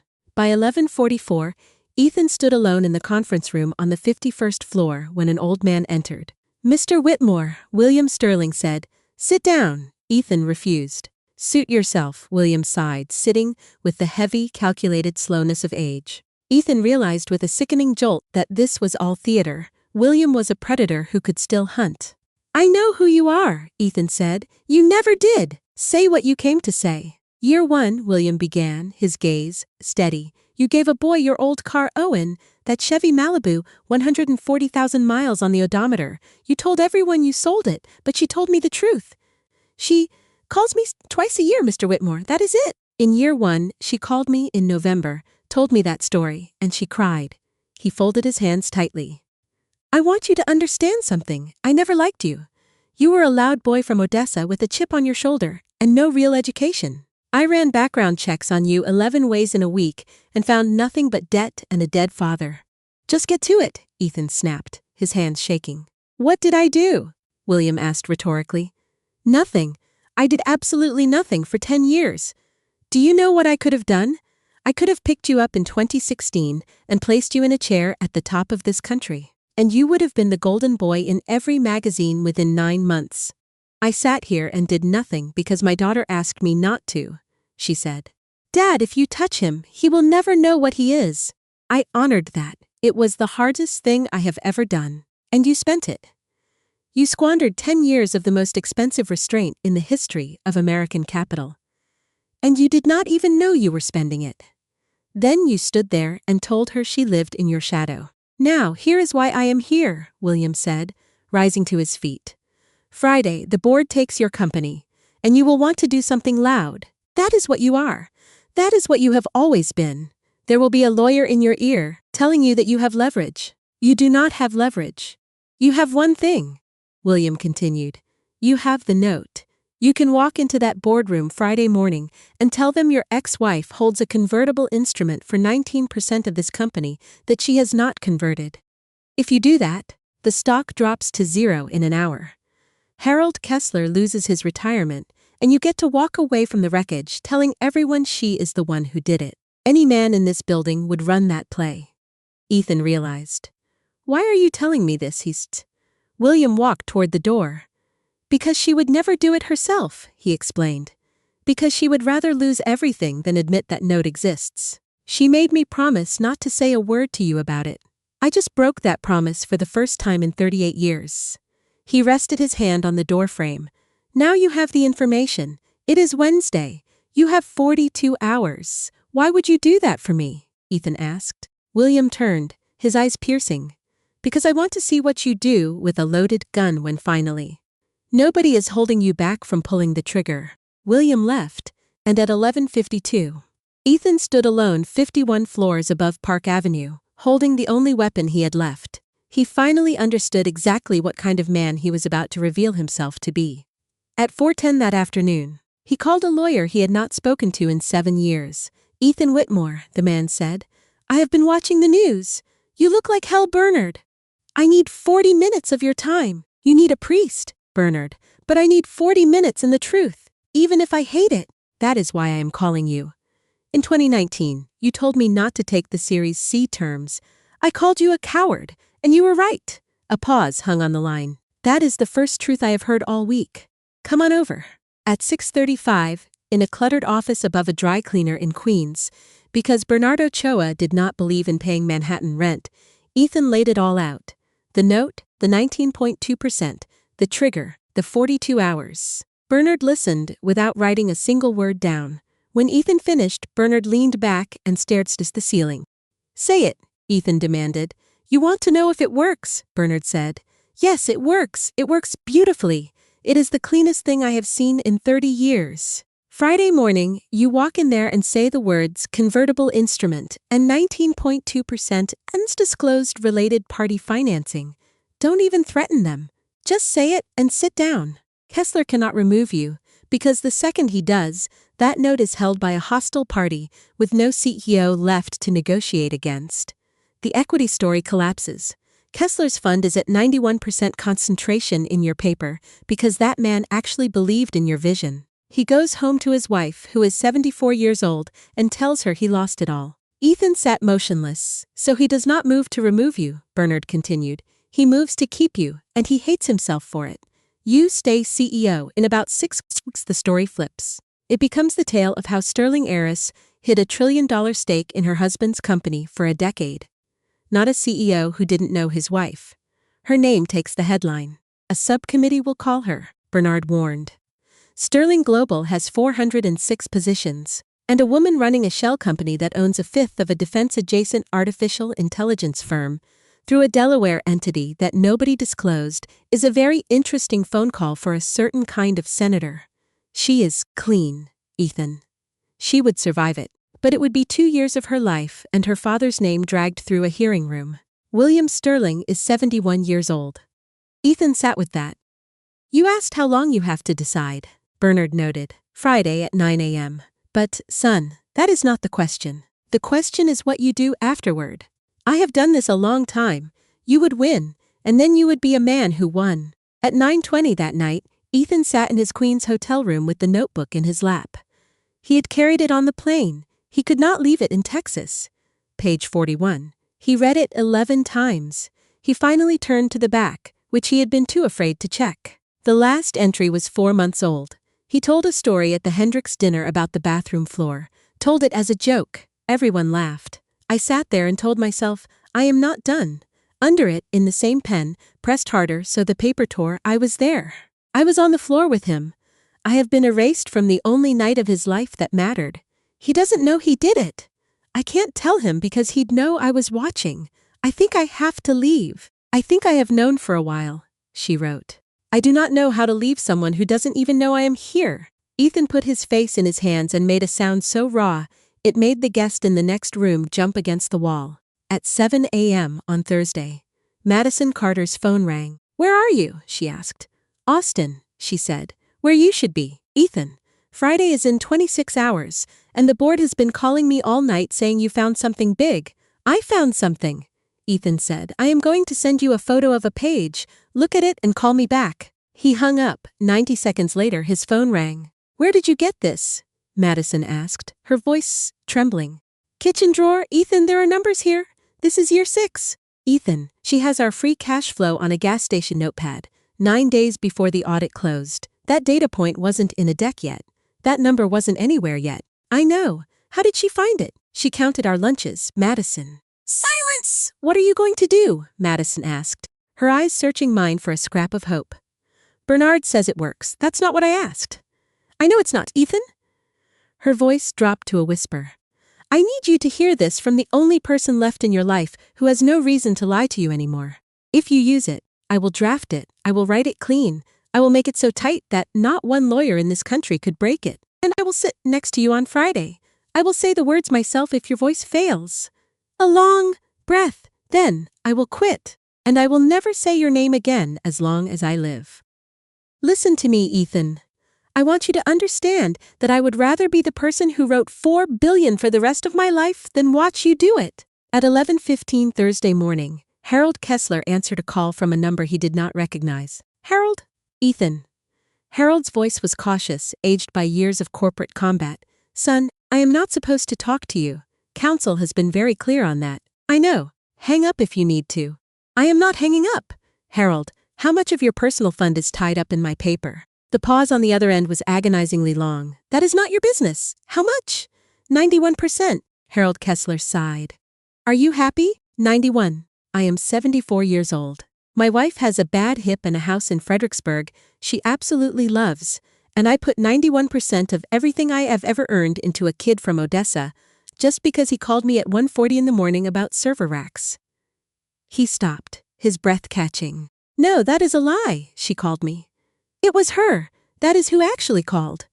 Ethan closed his eyes, leaning against the cold glass of his office wall. Harold, what? On Friday, when Ellis moves to remove me, vote for it. The line went deathly silent. What did you say? Vote to remove me, Ethan repeated. Don't stand up for me. Don't make the speech. Harold, I know you. You have a speech prepared. You have been writing it since Tuesday about the car and the boy in Odessa. I am asking you not to give it. If you defend me and lose, they will take your seat next. Ellis has wanted the chair since 22, and he will frame it as loyalty over fiduciary duty. It will be an easy vote for them, and you will spend your last good years in a deposition instead of in Fredericksburg. Harold Kessler did not say anything for a long time. Then he said thickly, Who is this, Mayor Harold? No, I mean it. Who is this? Because the man I talked to on Monday morning called a woman saving 300 jobs a hostile act. His voice broke, and he did not bother to apologize for it. Ethan, son, where the hell have you been? At 2:40 Thursday afternoon, Claire Sterling was in a meeting about the Reno transition when Grant Hollis placed a phone in front of her face. Don't answer it, he said. I am showing you because I don't hide things from you, but don't answer it. Claire looked at the screen. Ethan, it rang 6 times and stopped. Good, Hollis said. Then it rang again, stopped, and rang a 3rd time. Ma'am? Hollis said with quiet respect. This is the part your father warned you about. It is day 6, exact day 6. Claire looked at him, her expression unreadable. Grant. How many people in this building would tell me that I don't understand? How many people? Claire asked. In this entire company would look at me and say, don't answer it. That is a mistake. She picked up the phone and turned it face down. 2. You and my father. That is the number. 2 out of 11,000 employees. Do you know how many people told Ethan Whitmore no in the last 4 years? Hollis said, nothing. 0. Claire said. I counted. That is what I did instead of leaving, I counted. The phone buzzed once more. A voicemail. Play it, Claire said. Claire, play it. Grant, I am 38. I am not going to be protected from a voice. Hollis pressed the button. Ethan's voice filled the room flat, exhausted, and completely stripped of any performance. Claire Sterling put one hand on the mahogany table to steady herself. Claire, I am not calling to ask you for anything. I want you to know that first, so you can stop bracing yourself. A long pause. Traffic hummed in the background. Your father came to see me Wednesday. He told me about the note. He told me I could use it Friday, and that it would work. And he is right. It would work. Bernardo Choa says it is the cleanest thing he has seen in 30 years. Another pause. I am not calling to tell you I won't do it. I don't want credit for that. That is the kind of thing I would have done a year ago. I would have called you up and announced I was being decent, so you would have to say thank you, a long breath. I read the notebook. All of it. The last page, too. His voice went, somewhere Claire had never heard it go raw and vulnerable. Claire, the Hendricks dinner. I told that story as a joke. I have told it 11 times. And I want you to know, I have been sitting here trying to remember the actual night, the real one. I can't get the room without you in it. You are in it. You are on the floor. Your hand was on the back of my neck and you kept saying, breathe, breathe. We are not done. That is the memory. That is what is actually in my head. And somewhere along the way, I started telling it without you. I don't know when I did that. It wasn't a conscious decision. That is the worst part, Claire. It wasn't even a decision. The audio cut off, then came back. I am not asking you to come back. I am not going to ask you that. I know what I am now. I am calling because there is nobody else on earth who was there, and I needed one person alive to know I remember it. Right. The message ended. Nobody in the room moved. Claire Sterling sat perfectly still for 11 seconds. Grant Hollis counted the beats because he had learned that discipline from her. Ma'am, he said quietly. Do you want the room? No, Claire said. Claire, no, she said. I sat in a corner for 4 years so nobody would see. I am not doing it in reverse. She stood up. Delete it, she said. Ma'am, delete it. Grant, he deleted it. Then Claire Sterling said to a room of 9 people in a completely level, businesslike voice, where were we on the Reno head count? Grant Hollis, who had worked for the Sterling family for 11 years, watched a woman pick up a pen with a hand that was not shaking and understood for the first time what her father had actually built. At 4 o'clock Thursday afternoon, William Sterling's private line rang. It was his daughter, and she did not say hello. You told him about the note. Silence hung on the line. Dad, I did. You gave a drowning man a weapon, and you pointed it at me. I did. Why? William Sterling was quiet for a moment, because you were going to spend the rest of your life wondering, he said. Claire, you would have gone to Reno, built something beautiful, and been magnificent. At 3 in the morning for 40 years, you would have lain awake asking one question. Was he ever going to become a man? Or did I just love a boy who got lucky? Nobody could have answered it for you. Not me. Not a therapist. Not God. His voice went rough. So, I gave him the gun. Because a man is what he does when nobody is stopping him. And you deserve to know once, cleanly, before you are my age. That was not yours to do. No, William said. It wasn't. And I did it anyway. If you want to be angry at me for the rest of your life, you are entitled. I would do it again tomorrow. Claire didn't say anything. Sweetheart. William Sterling said. Ask me the question. No, ask me, I said. No, Claire. Her father's voice cracked for the first time since 1994. Ask me the question. And Claire Sterling, 38, heir to 1.2 trillion, standing alone in a hallway on the 51st floor said, Do you think he will use it? William Sterling replied, I do not know. At 8 o'clock Friday morning, the board of Whitmore Technologies convened in Austin, Texas. There were 9 directors present, and Ethan Whitmore was the last one in the room. He was carrying absolutely nothing. Corbin Ellis noticed first, Where is your counsel? Not coming, Ethan, that is not advisable. We have Corbin. Is Devo on the line? Hi, he is on the line. Hi, Devo, Ethan said. You are fired. Somebody laughed and then abruptly stopped. At 9 o'clock, Harold Kessler called the meeting to order. His hands were shaking so badly he had to set them flat on the table. There is a motion, he said. Corbin. I move for the removal of Ethan Whitmore as Chief Executive Officer of Whitmore Technologies, effective immediately, for cause on grounds of material misjudgment in the Reno transaction, failure to disclose as a related party financing instrument, and loss of confidence. Second, 4 voices replied, discussion, Harold said, and his eyes rose to meet Ethan's. Ethan, you have the floor. Take as long as you want. Ethan Whitmore stood up. Madison Carter was in the corner by the door with a legal pad in her lap and a document on her phone that she had drafted at 2 in the morning airtight. 400 words, the single best thing she had ever written, and her thumb was resting on it. Harold, Ethan said. How long have I got?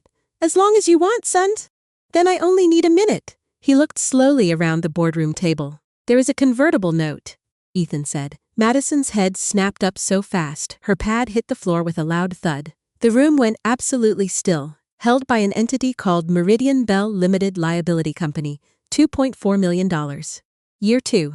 It converts at the holder's option on 9 triggers. Trigger 6 is a change in the marital status of the holder. He said it evenly. The holder is Claire Sterling. Post-conversion, with the anti-dilution stack, it comes to 19.2% of this company. It is, as of this morning, unconverted. Nobody breathed. Corbin Ellis said very slowly. Ethan, do you understand what you have just done? Yes. You have just. Ellis stood up. That is not leverage, that is a confession. If that instrument exists and it was never disclosed, it was disclosed, Ethan said. 8 years ago, filed properly. Schedule 3.4. Subordinated Instruments. Exhibit 12. It has been in every diligence package since 2018, and not one person in this room ever checked it. The room hung on every word, every syllable, though it felt as if I were speaking to ghosts. Line 11. I looked around, including at those who thought they knew the script better than I did. It was never hidden, Corbin. It was just boring. The silence stretched until he almost smiled, a cruel, thin thing. That is the story of my life, isn't it? Turns out nobody was hiding anything from me. It was just mundane, and I was too blind to look. Harold Kessler's had gone gray in the chair, a man withered by his own anxiety. Son, why are you telling us this? Because you are about to vote, Ethan said, his voice cutting through the tension. And you deserve to vote knowing the truth. Madison stood up. Ethan, don't! Sit down! You can frame this, she pleaded, frantic. If you take my chair, she converts, and you are suddenly negotiating with a $1 trillion family that has CEO and no internal relationship left. Kessler, you are at 91% concentration, so that math ruins you. Ellis, your limited partners are staring at a mark that goes to 0 by Tuesday. He paused, the fear, the sink in. I would not even have to spell it out. I just have to say the number, shut up, and you would all arrive at the conclusion in 90 seconds. Then you would vote to keep me, not because you want me, but because you would be terrified. Ellis had his mouth open, stunned. That is the play, Ethan said calmly. Bernardo Choa claims it is the cleanest he has seen in 30 years. Her father drove to Park Avenue and handed it to me, and Harold asked, and what are you doing with it? Ethan Whitmore gripped the back of his chair, his knuckles white. She is not going to convert, he said. The room collective gasped. She is never going to convert. She has had 8 years, she had this entire week, and she had the moment she signed the papers. And she did not. She won't. Because taking it would mean she actually wanted it. That woman would rather lose every dollar on earth than let anyone believe the last 10 years were just a transaction. He locked eyes with Harold. So, the note is not a risk. It is a fact about a human being. I am telling you this because I am the only man alive who knows it. If I let you vote scared, I would be using the last true thing I know about my wife as a weapon. Vote clean. Vote like that note does not exist, because in the way you fear, it truly does not. Harold Kessler's face was wet with tears. Vote to remove me, Ethan whispered. You have a speech prepared. Don't give it, Fredericksburg. He sat down. At 9:14, the board of Whitmore Technologies voted 7-2 to remove Ethan Whitmore as chief executive officer. He had founded this company in a 1-bedroom apartment 11 years ago. Harold Kessler voted yes. He was crying, his voice failing, so he just raised a shaking hand instead. Corbin Ellis, a man not known for his softness, looked away. At 9:22, Ethan walked out of the building bearing his name. Priya Raman was waiting there in the lobby, her eyes wide and searching. "You are supposed to be at your new job," Ethan remarked, his voice tight. "I start Monday," Priya replied. "Ethan, I came for the badge. They asked someone to take it, and I refused to let it beat security. 6 years? I wasn't going to let it end with security." Ethan unclipped the badge, pressing the plastic into her hand. Neither of them could bear to look at the other. "Priya, don't," he started. "Thank you," he said. "For 6 years. I never said it, not once. I checked. I went back through 6 years of emails last night, hoping I had. But I never told you thank you." Priya Raman stood in that lobby, holding a piece of plastic, and cried in front of everyone who worked there. It was a messy, raw end to a long, unspoken partnership. At 11:40, Grant Hollis walked into Claire Sterling's office, closing the door firmly behind him. She looked up. "Say it." 7-2, Hollis confirmed. "He is out." Claire nodded, but her face remained a marble mask. "That is not what I came to say," Hollis added. Claire waited, her posture rigid. "Ma'am," Hollis hesitated, forced to start over. He told them about the note. Claire went completely white. "Sit down," Hollis urged. "Claire, please, sit down. He used it," she whispered. "No, Grant, he would not. He told them it exists," Hollis explained. "And then he told them you would never convert. He told 9 directors that you would rather lose everything on earth than let anyone believe the last 10 years were a transaction. He told them to vote, like it doesn't exist." Hollis's voice faltered. "Ma'am, he had a gun and he stood before 9 people and explained exactly how it worked and why it would kill them. Then he set it down and asked them to shoot him." Claire Sterling remained motionless. "There is a transcript," Hollis said. "Do you want it?" "No, Claire, no!" She placed both hands flat on the desk. "Grant, if I read it, I will go back. I know exactly what I am. If I read the words he said, I will be on a plane within an hour. I will be in his kitchen by dinner. I will be 29 again, and I will spend 40 years fixing him quietly, and I will be so happy. It would be exactly the same." "I know," Hollis replied. "Then do not give me the transcript. I'm not going to." "Good. But ma'am." Hollis laid 1 page on the mahogany desk. "That is not the transcript. That is a phone message. It arrived on the main line at 10 this morning. It is 4 sentences. I read it. And Claire, I have never done this in 11 years. But I am going to sit here and make you hear it. If I don't, I am just like every other person who told you no isn't a real word." Claire stared at the page. "Read it," she commanded. Grant Hollis complied. "Message for Claire Sterling from Ethan Whitmore. 10:04 a.m., he said. "Tell her I didn't use it. Tell her I'm not telling her so she will owe me. Tell her the reason I didn't is she was right. I only asked what she wanted when I was losing something. I have nothing left, and I still don't want anything." Grant Hollis looked down at the paper and finished. "And tell her I finally know what I weigh." Claire Sterling covered her mouth with her hand and remained silent for a long, agonizing time. Then she managed to say, "Get out, ma'am! Grant, please! Get out now!" He retreated quickly. Claire, alone in her 51st floor office, sat down, rested her forehead on the desk, and wept for exactly 90 seconds with a stopwatch running. Then she stood up, washed her face, and walked straight into a meeting about Reno headcount without missing a single digit. At 6 that evening, Madison Carter found Ethan in a diner off the highway outside Austin, a trip that took 4 hours because he had kept his phone turned off the entire way there. "You are an absolute idiot," she said, sliding into the booth across from him. "Yeah, you had it. You had it, Ethan. I wrote the language myself. 400 words. It was the best things I have ever written, and I have never been prouder, and I stayed up all night on it, yet you didn't even ask to see it." "I know," he replied. "Why did you not ask?" Ethan looked up, his eyes weary. "Because I would have read it," he said. Madison sat there, frozen. She finally took her phone out, placed it on the table, deleted the document in front of him, and turned the screen around to show him the empty folder. "Interim CEO," she said. Ethan blinked, confused. "What? 10 this morning." Ellis moved, seconded by Kessler. "I told them I would take it for 6 months and not 1 day longer. And I told them my first condition, and I want to tell you what it was before someone else does." "Tell me," he urged. "Sterling gets the substrate contract," Madison said. "Published rates, no discount, no favors, no side calls. I am going to buy from that family at the worst price on earth. and I am going to make this company survive it. Because, Ethan, that is the only version of this thing that is actually yours. Her jaw set. You built something real. That is the part no one will say out loud for 10 years. But it is true. It was real, and it was propped up, and both are true at once. I am going to spend 6 months finding out how much of it stands on its own. Ethan could not speak. There is a second condition, Madison added. What? You don't come back? Not in 6 months. Not in 6 years. Ethan, I am not doing this to punish you. I am doing it because 410 people need to discover they work at a company, not at a man. They cannot find that out while you are sitting in the parking lot. Ethan nodded slowly. Okay, he said. That is it. Okay, Madison, I gave a woman 10 years of okay, and she had to wire me $2.4 million to get me through a Thursday. He rotated his coffee cup, staring into the dark liquid. I am out of arguments. I ran out of them Wednesday at 11:52 in the morning on the 51st floor. Madison Carter looked at him for a long, heavy moment. Ethan.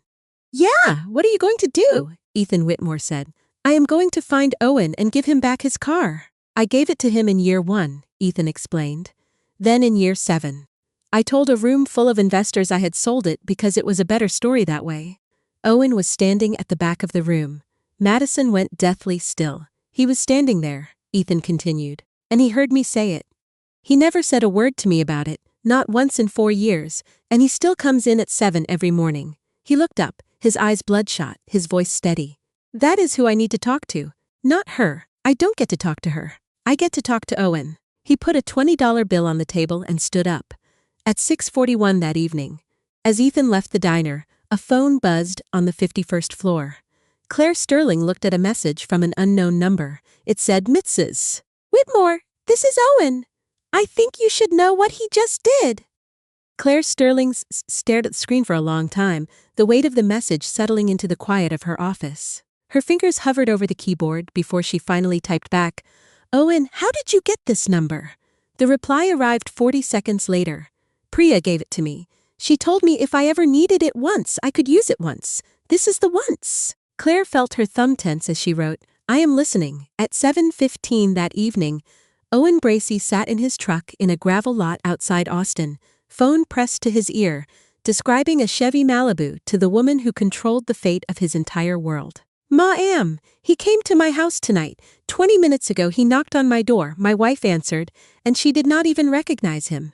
That is how bad he looks. And I came around the corner, and he was standing on my porch. He said, Owen, I need to tell you something.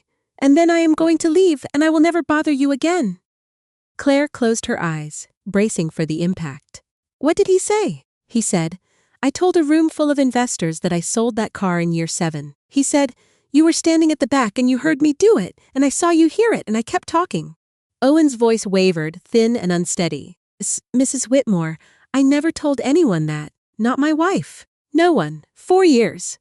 I thought I was the only person on earth who knew that happened. He saw you. He saw me. Owen continued. That is what got me. He saw me hear it, and he just kept going. And then he carried that for 4 years and never said one word. And tonight he drove to my house to say it out loud on my porch, with his hands empty. Claire did not speak. And then he tried to give me money, Owen said. Of course he did. That is what I said.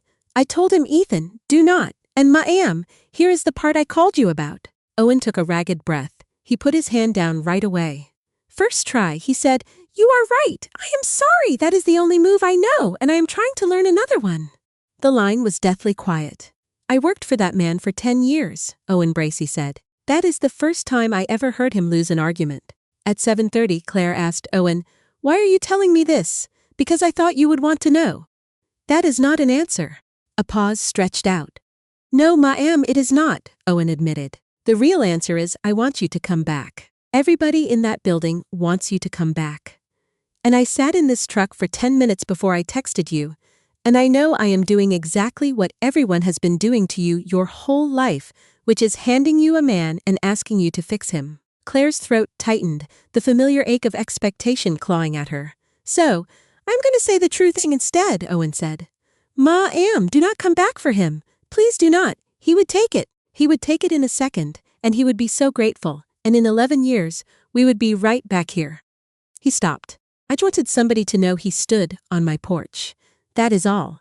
Not for a deal, not because it fixes anything. I just wanted someone to know a man did the right thing where nobody could see it. And I could not stand being the only one who knew.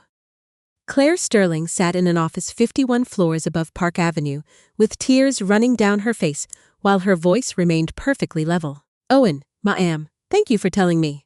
Yes, ma'am, and Owen, keep the car.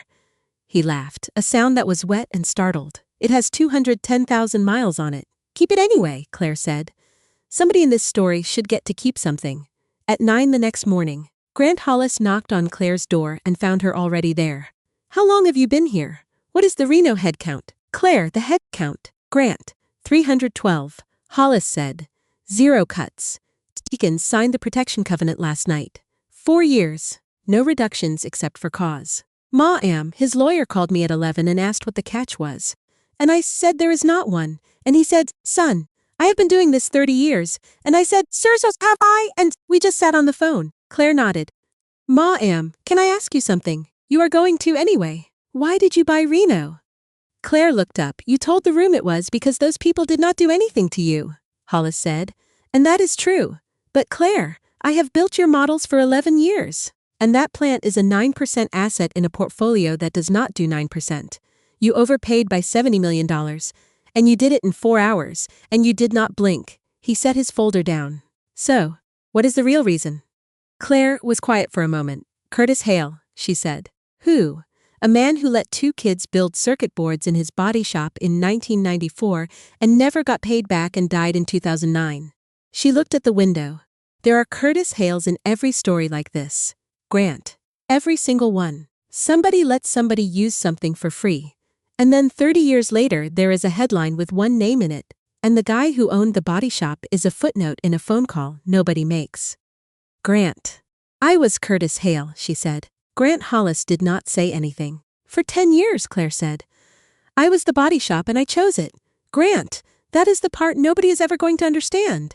Nobody did it to me. I built the whole thing on purpose, and then I sat in it and I got exactly what I designed. She looked at him. No, I did not buy Reno for revenge. I bought it because Ray Deakins remembered a man's name for 31 years. And I have never once in my life met anybody in this industry who does that. At 11:40 that morning, William Sterling walked into his daughter's office without knocking, a habit he had kept every day of her life. Sit down, Dad. I will stand. You will sit. You are 71, and you flew commercial to prove a point to a boy in a boardroom. I know because Grant told me. William Sterling sat down. You are angry, he said. Yes, good, be angry. I am not going to talk you out of it, Dad. Claire, I gave that man a loaded weapon and told him where you were standing, William said. That is what I did. And I would like to tell you I knew what he would do with it. I did not. I stood in that room and looked at him, and I thought, it is about even. I put it at even, sweetheart. That is the truth. I gambled 40 years of your peace on a coin. Claire stared at him. You said you would do it again. I would, William said, and it would still be wrong. Those are both true. Your mother taught me that, and I have never been able to unlearn it. The room went quiet. He told them, Claire said. I know. He stood up in front of 9 people and explained exactly how to kill me and then asked them to shoot him instead. I know, Dad. Her voice finally cracked one hairline fracture, and William Sterling saw his daughter at 9 years old in a hospital corridor. What am I supposed to do with that? And William said, nothing. Claire's head came up. Nothing, he repeated. Claire, listen to me. This is the last thing I will ever teach you. And it is the hardest one. A man doing the right thing does not create a debt. That is the trick. That is the oldest trick there is. And it is the one that gets women like you because you are decent. He leaned forward. He did not buy anything Friday. He did not earn anything. He just stopped being a thief for 11 minutes in a room in Austin. And if you go back to him because he finally did not rob you, then you have priced yourself at exactly the level he was always paying. Claire Sterling put her hands over her face. I want to go back, she said. I know, Dad. I want to go back so badly I cannot breathe. I know, sweetheart. Tell me not to. No, William, Sterling said. Claire looked up. No, her father said again. I have made every decision in your life for you. I picked your schools. I picked your security detail. I picked the clause you were furious about. And you wrote a better version. And I sat here for 10 years and did nothing, while you lived in a 2-bedroom house in Austin with a man who told you that you lived in his shadow. And I did nothing because you asked me to, and it nearly killed me." He stood up. "I am done deciding things for you. You are 38. Go back or do not. I will love you exactly the same on Tuesday. Either way." He walked to the door. "Dad," he stopped. "You put it at even," Claire said. "The coin." "What is it now?" And William Sterling said, "It is not a coin anymore. That is the whole problem, is it not?" He left. At 2 that afternoon, Ethan Whitmore walked into a plumbing supply office in Odessa, Texas, and asked for a job. The man behind the counter looked at him for a long moment. "You are the fellow from the TV?" "Yes, sir." "Whitmore, the artificial intelligence outfit." "Not anymore." The man scratched his jaw. "Son, you got a degree." "No, sir." "You know anything about pipe?" "No, sir." "Then why in the hell would I hire you?" And Ethan Whitmore said, "Because my father worked in this building for 19 years, and I never once came in here. And I would like to know what he did all day." The man's face changed. "What is his name?" "Dale Whitmore." The man set down his pen. "Big Dale," he said. "Big Dale Whitmore's boy." "Yes, sir, son," the man said. "Your daddy stayed late every Thursday for 6 years to teach a kid named Reuben how to read a manifest, and that kid runs the Midland branch now, and he cried at the funeral. And you were not there." Ethan Whitmore stood at a counter in Odessa and took it. "No, sir," he said. "I was not." At 4:20, Madison Carter's phone rang and it was Harold Kessler. "Madison is bad. How bad?" "Ridgeline is calling the line. Full recall 90 days. Madison closed her eyes. "On what grounds? Change of control. There is a clause that triggers on CEO removal. And Corbin Ellis knew about it Friday morning and he did not say a word." "That son of A, he is going to move to take the company apart." Harold said, "Sell it in 3 pieces. He has the votes." "Madison, I cannot stop him because the man is not wrong. 90 days of runway and no substrate line and a founder in Odessa." Madison Carter sat down on the floor of her own office. "Harold, yeah. What was the atmosphere like before I even arrived?" Harold Kessler paused, weighing his words. He had called me at 1:40 in the morning, claiming it was about server racks, but it was her. She was the one who placed the call, putting him on the line, and he had no idea she was the one orchestrating the conversation. He genuinely believed he had reached that point of his own volition. She simply stood there in the kitchen, letting him believe in his own agency. "Madison, I have never seen such a terrifying, all-consuming devotion, and I have never witnessed such absolute destruction." At 5:05, Madison Carter finally did the one thing she swore she would never do. She called Claire Sterling. The connection clicked in just 9 seconds, a silence that told her everything. "Miss Carter." "Mrs. Whitmore." "Sterling?" "Miss Sterling." Madison's voice trembled and she made no effort to hide it. "I am not calling for money," she said, wanting that clear before the next sentence fell. "Say the second sentence," Claire commanded. "Ridgeline is calling the debt. Ellis is dead set on carving the company into 3 pieces and selling them off. There are 410 people who are about to find out their futures are gone on a Tuesday morning via a cold press release." Madison stopped, her breath hitching. "I am not asking you to save this place. I am asking a single question, and then I will hang up and you will never hear from me again as long as I live." "Asks," Claire replied. "Was it worth building?" Madison whispered. A heavy silence filled the line. "Miss Sterling, I have to know. I am not asking if he was worth it, or if the marriage held any value. I mean the company, the work, the struggle. You invested $2.4 million at 1 in the morning 8 years ago, never took a cent out, and now I am the only one left holding the line." Her voice broke. "Was it worth building, or did I stand in a freezing room for 14 months for a lie?" Claire Sterling remained quiet for 11 agonizing seconds. Then, she asked, "Miss Carter, do you know why I chose you?" Madison couldn't find her voice. "I called 211 people," Claire continued. "For 14 months, I posed the same question to everyone. I asked them to speak the truth no one ever says.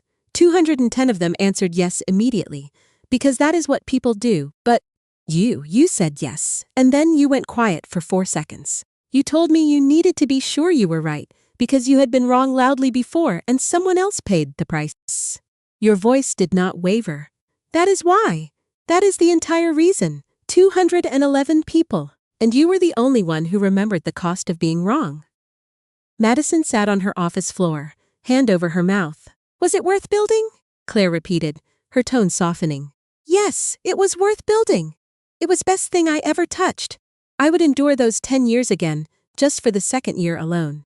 A pause hung in the air. And Miss Carter, I am not going to save it. I know, Madison breathed. Do you? Because I need you to understand the why. I need you to hear it directly from me, not filtered through a lawyer. Claire's voice was steady as stone. If I put $1 into that company now, 3 years from now, when it finally succeeds, the world will say the sterling money rescued it. You would spend your entire career as the woman who had to be saved, Miss Carter.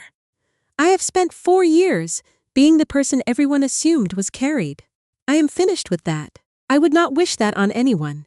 Madison squeezed her eyes shut. So no, Claire added. You get nothing from me. You get published rates, a fair place in the queue, and 11 weeks just like everyone else. If you save it, you save it.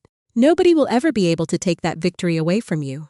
Not Ellis, not the press, not him. It might not be enough. No, Claire said. It might not, but it is the only real gift I have to give.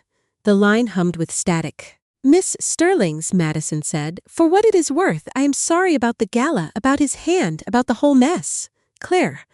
Respond, Miss Carter. You were 29, and a powerful man turned his gaze toward you. I have watched 40 men in my family do far worse things for much less. Go save your company. At 8 o'clock the next morning, Madison walked into a board meeting in Austin, Texas, and faced Corbin Ellis and his polished slide deck. We are splitting the entity into 3 pieces, Ellis declared. Enterprise to Vantic. Research to whoever will take it. Salvage the rest. We recover 60 cents on the dollar and walk away. No, Madison replied. Madison, I have the votes. You have 6, she countered. You need 7 for a sale of substantially all assets. It is right there in the charter. Section 9. Corbin, I want you to know I read Section 9 at 4 this morning.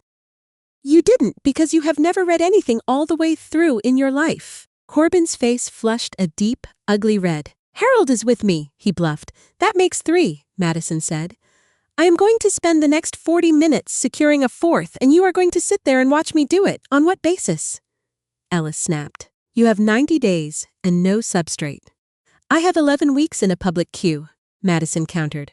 And I have a company that a woman with $1.2 trillion watched for 10 years without ever trying to own it. Do you understand what that signifies? Corbin. She could have taken it at any hour of any day for 8 years. She chose not to. She placed both hands firmly on the table. Not because she is kind, but because she is the finest evaluator of business in the Western Hemisphere.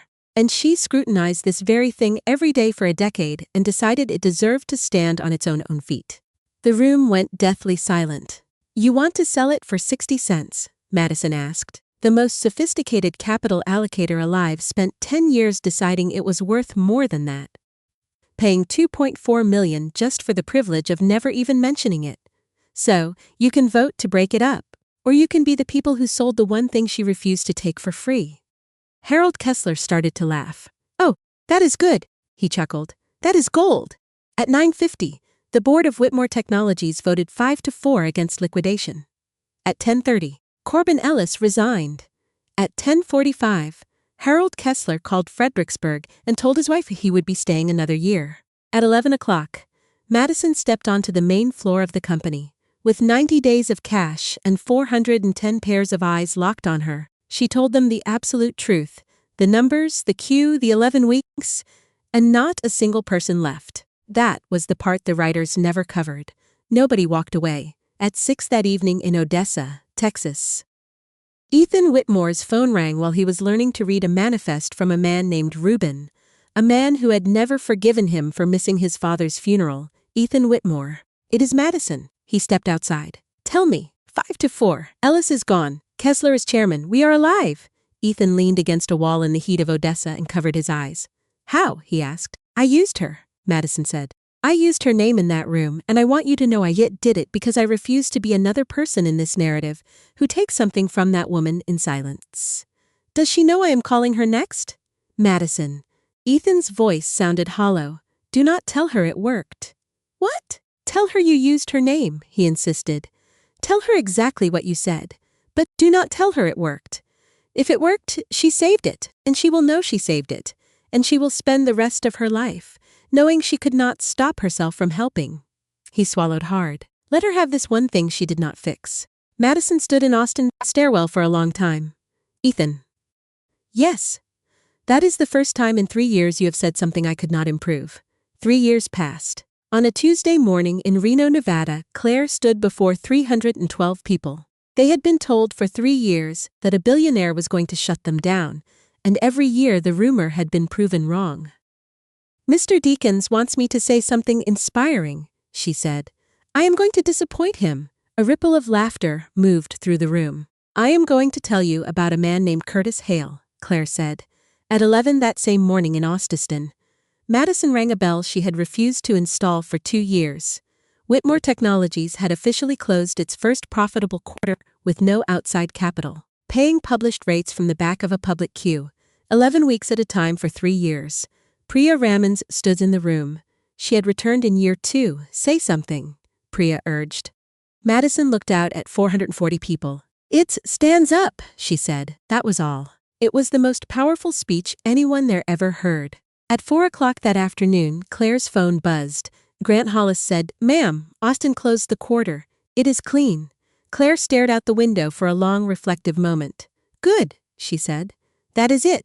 What do you want me to say, Grant? Ma'am, you have been reading their filings for 3 years, every single quarter, line by line. I have watched you do it, Hollis said, his voice gentle. You have never said a word, not once. 3 years. Claire did not answer. He is still in Odessa, Hollis added. I did not ask. No, ma'am, you did not. You never have, and that is why I am telling you. Hollis placed a page on her desk. He runs a small branch with 14 people.